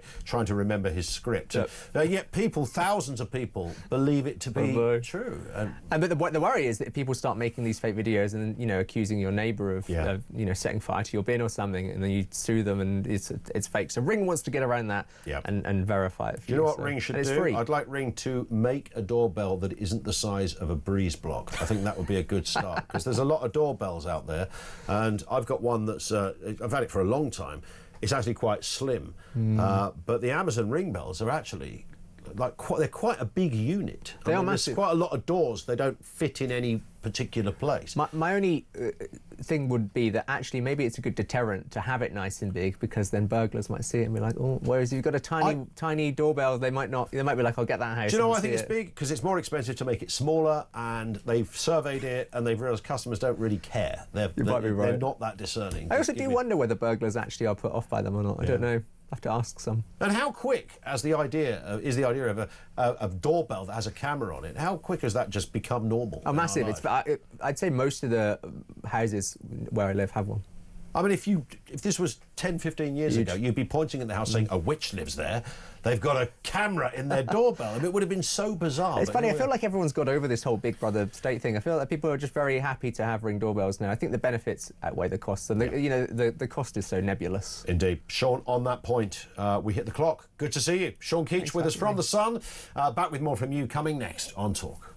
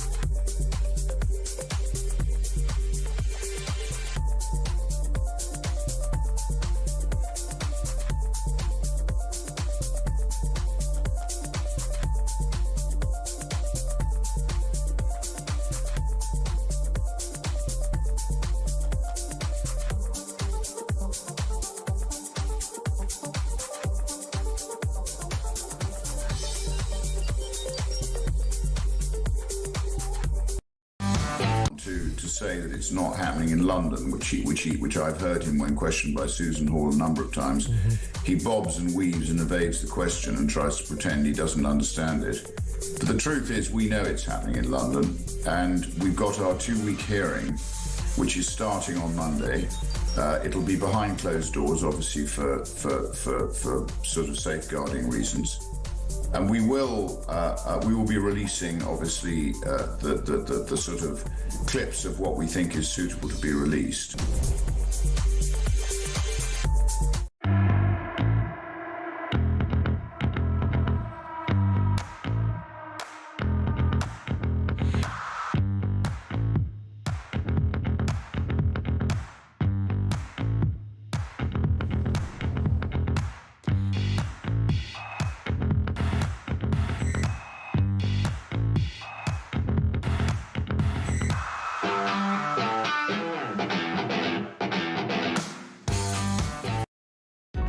across the UK.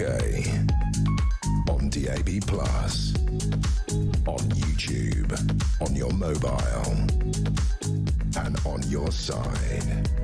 This is Talk. And this from Mark, who said on social media, Ian Collins doing the same old sermon again about benefit cheats. Give it a break, stop being boring. Except we're not. Literally the very opposite to that. I think I've acknowledged that probably about 12 dozen times in the last 3 hours. There is a component to it, but that's not the point of the phone-in. John's in York. John, what have you got for us on this issue of welfare? Hello, Ian. Nice Hello, to talk mate. to You too. Mate, 3 years ago, or 4 years ago now, I just snowballed with illnesses.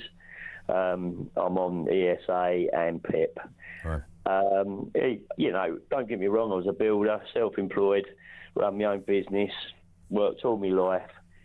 It is an absolute nightmare. I've had to take the DWP to court to get PIP payments lifted due to my illnesses. There's ESA. There's different types of ESA. Yep. So there's not just a standard ESA. There's different ones. Sure. Some things you qualify for. Yep. Some things you don't. Got it. Well, what's the other one? Incapacity benefit. Not that. No, sorry, the other one. What everybody else is claiming and goes to work with. Universal credit? That's it. Yeah. That one. I'm not allowed to claim that at all as self-employed. Right. So you don't get the eating allowance. You don't get none of the extra bonuses that all these other people get. So are you saying then that none of this was easy, John, to get to this position? Absolutely none of it was easy. But yeah, I did make that point, that I don't think you can just sort of tick your box of what benefit you want and they give it to you. No, but when these people pull the mental card, that's when they get everything. Now, not being funny, you know, I've been through it from going from a working man all my life, suddenly like being stuck in home all day. Yeah, and you don't want that. But of course, the difficulty is the mental health card, I think you're referring to there, is obviously by definition, it's very hard to say to somebody, yes, you are or you aren't. But again, I still hear some of those people, John, say they also had to jump through hoops as well. But I hear what you're saying. Listen, I've got to move, John. You get the final word on this, only because we've come literally to the end, other than the fact that Kevin O'Sullivan's just walked in for a bit of a chat. Hello. How you doing, mate? I just bumped into Robbie Williams. I know. He'll be in the studio with me. He said, can I come on your show? I said, all right. I said, but no more than an hour. No more than an hour, Robbie. No more an hour, yeah. I think he's Talk Sport and Virgin he's doing. We're all in the same office, folks. Yeah, so do your Gary Barlow stuff. So we are in the presence of a superstar. Robbie Williams is here as well. Well, we've got some good stories today. We're going to be